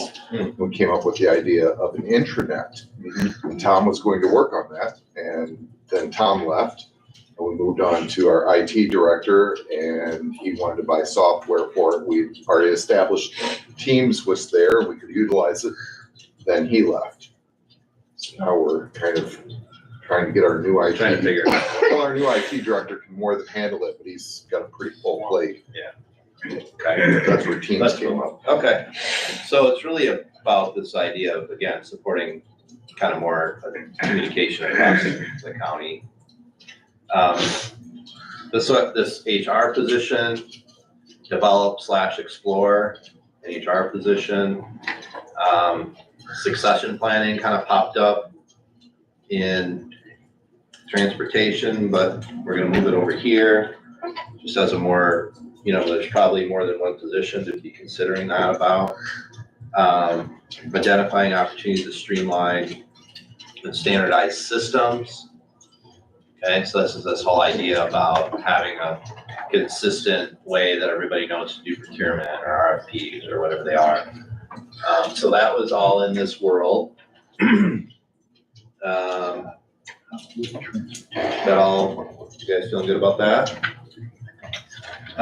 Transportation, we talked about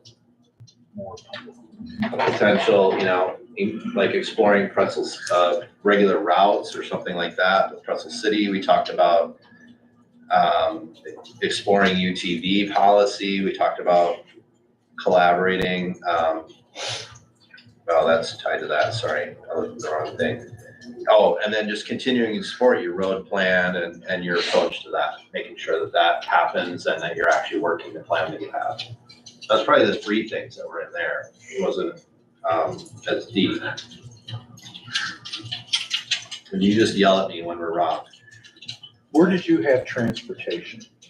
Where did I Did have you it? have that in a committee associated with it? Because that, we have a public works. Where do you want it? Whose job is that?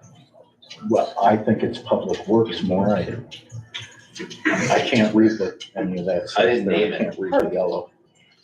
Yeah, I didn't name it. And stuff would be more planning and I was gonna say, planning and development, Maybe maybe it's public both. works. Again, that goes back to the subcommittee Subcommittee, structure, I right. think. Different people. So this is part where, This one lives in two worlds, it seems. like. yeah, or you guys should, again, maybe that's a good reason to have a subcommittee, right? And this is what I want to leave you thinking about. So when you get the draft, I'll go ahead and put, you know, like an owner in quotes maybe or something. And the owner, you know, we named the owner here. We just named one here. We named the development, right? Planning development here. Who did we name here? We didn't name anybody. Larry Jokers. Larry. Not even the committee, just administration. administration. I thought it was gonna be Jim. No, He's so it's passionate Larry. about this. So Jim will be on the subcommittee. Committee team. But no, Larry, all right. So what is it really called? Administration. We don't call it the Larry Committee, right? It's new. Sounds like a piece of furniture from IKEA. Oh, I'm sitting in the Larry. Yeah. They'd spell it different though. Yeah, right. Um, L-A-R-I. okay, Lark, they'd say Larry. Yeah, that's right. All right, so that's facility. No, we didn't do facilities. I was just about to say facilities, right? So facilities, this idea of exploring like a feasibility study or to me, it's a facility study with a recommendation about what to do.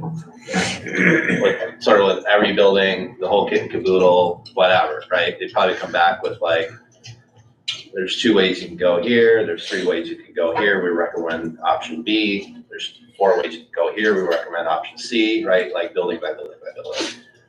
We don't recommend changing anything here. It's new or whatever the case may be, right? So I imagine some kind of thing like that you would pursue. And you'd have to budget for that, like, you know, that kind of thing.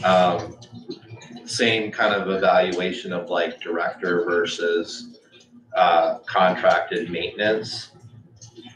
Similar evaluation, maybe it's the same contract and they're looking at all that for you. And potentially they would have the ability to do that. And within that whole thing was a sort of like Red 5 and that would live inside the facility evaluation. So facility evaluation is a big idea and some kind of big plan would come out of that you could then try to implement over, you know, a decade or something. And then who owns that? I think it'd be public property and safety, but along with the department heads. Yeah.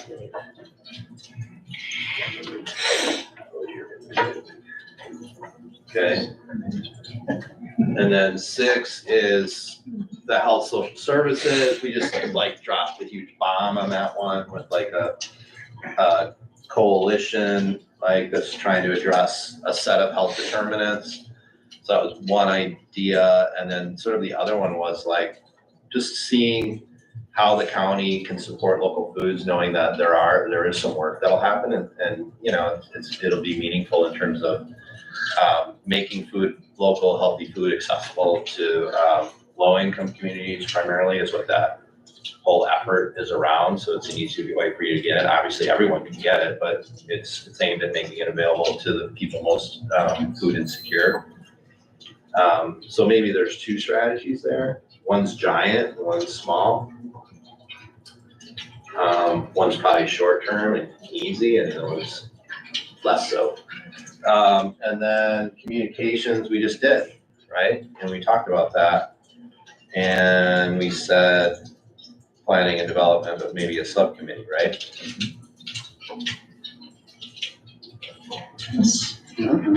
Which one? Communication. It's over there. Yeah. Cell phones and stuff, internet. So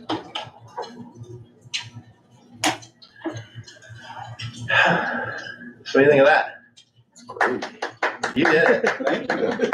I didn't write a single word on all these pages except for a couple of labels so I can keep track of stuff. So who's got the health and the health services, social services? Oh, I don't know. I didn't say it. What do We you do guys have a think? board of health. We have a board. County Board of Stephenson Health. County Board of Health. Right, and we have And the you got it. nursing center, which is part of that. I think that committee should be. Sounds like the 708. That's not in their purview. No, that'd be, nope. So, Health department. yeah, health department, right? Along with the 708. Along with the 708 board for mental health issues. So there's no county board committee on that. There's county board members on both. each committee. Okay. Yeah, you could have county board members on There there. is. And Carrie's been very, very good since she started here with collaboration and wanting to work with us. So I don't see any issue with that. She rolled her eyes, so maybe there is. Well, she's here today. Yeah. She's the one that rolled her eyes, not me. I think, yeah, I mean, over time, right? So, over time, maybe other taxing bodies that, could have been engaged today would engage, right? So when you do this again in 2 or 3 years, and they see that this was effective and, right, you got some traction from it, that's the kind of thing that like, okay, I'll get involved with that. I see that made a difference last time. So maybe you gain support that way. Maybe you gain support along the way by having a plan and reaching out and having clear ways for them to come in and collaborate. One of the things that I say about strategic plans is they are for you, but they're, so you can execute against that, but your partners can now look at that from the outside. When you publish this and you say, we've adopted this, and you can see it on our website, people will go look at it. And then, what's the county board thinking about doing? What do they think about doing as it relates to the thing I do, whatever that is? So that might attract them a phone call. Hey, I see you put in your plan that you want to work on this. We're kind of thinking about that too. Those things will happen because they know it. They didn't happen last year because they didn't know what you're going to do. It's not because you weren't doing anything. It's not, it's just, this is putting it out there. So it lets people see what's happening, understand more about how you work, what your priorities were, what direction you're headed, and then it lets them decide to join or not join or see where that goes, right? Or come and say like, you shouldn't do that because of this. Those are things that could come up too. So it's a communication tool, right? It's a partnership building tool. It's a direction and accountability tool. It's all those things. Internally, it's more direction, accountability, right? Externally, communication, engagement. So anyway, that's this. Next steps would be me getting you a draft. Like I said, it'll just be a Word document. You'll be able to read it, offer comments, or should we say more or less about this? I tend to say less in a strategic plan than more because I don't want to put you in a box. Okay, so leaving a strategy clear and measurable, but open-ended a little bit can help you adapt as you need to go, and also, and we won't do it so much that it just lets you off the hook to do nothing, right? So we still want it to be meaningful and measurable. And so like an example of that, and you've heard me make adjustments throughout the day. Like I might not say it like that, but I would say it like this, right? So the succession planning example is a good example, right? So we aren't gonna put in that, we're gonna seek changing out this position, even if it's gonna happen naturally. There's no reason to name that guy in that role in your strategic plan when fundamentally you're just talking about succession planning. So it lets you talk about that guy in that role and how you need to replace that because he's retiring and you love him the whole way through, but it just doesn't put that out in the public, right? So those are things that we want to make sure that we manage well, and so you'll see that as we go through. I'll also attach all of these as individual PDFs for you. So you'll get a safety PDF with however many pages this is, a transportation PDF, right? Each one is a PDF. And so if you're like, where did he come up with that result? Or why did you phrase it that way? You ought to be able to do just what I did with you on the mission statement. You ought to be able to go back and go, oh yeah, that's what we wrote, right? Hopefully. Otherwise I went awry and you should call me out for that, but I don't make that mistake. So you'll be able to go to safety and go, I see why you said that. I wish you would have said it different. It's great feedback, but you'll know where it came from. Okay, does that make sense? So I give you these, so you can, if you think I'm gonna do some voodoo and just put what I think Stephenson Shawnee could do in here, which I'll never do, then you'll be able to go back and look. That sound good? So there's accountability to me in this too. Like you wrote everything, you decided what goes in the plan. I'm just saving you the trouble of wordsmithing an entire, forget wordsmithing a mission statement. What if we had to wordsmith the whole damn plan, right? So we don't want to do that. So I'm going to do that for you, and then we can make some tweaks and you'll find that it's a good process. So that's what you're going to get. A draft is a Word document. PDFs of this that you can view. Print, hang on your fridge, right? Whatever you want, souvenirs. You'll have a week. Usually I say like, do this, give it to me Friday, because I'm gonna take whatever's in there and I'm gonna make draft 2. I usually only do that twice. I usually only have to do that twice, and we have to do it a third time. I probably won't, actually I will, but let's try not to do that. So like participate in the draft process so that, we're not like, oh, I didn't look at the first 2, sorry, like, I hate that, okay? Look at the first 2, so we don't have to do a third one altogether just because you sat out for some reason, right? So be accountable to each other and, right, be responsible. Be responsible. Individual responsibility kicks in now. So we need that to apply in our own process. Any questions?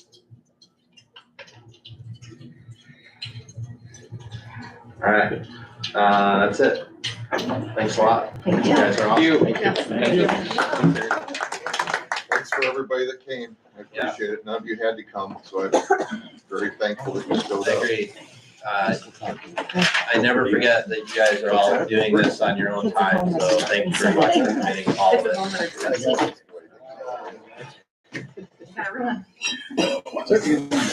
By the way, we're done early.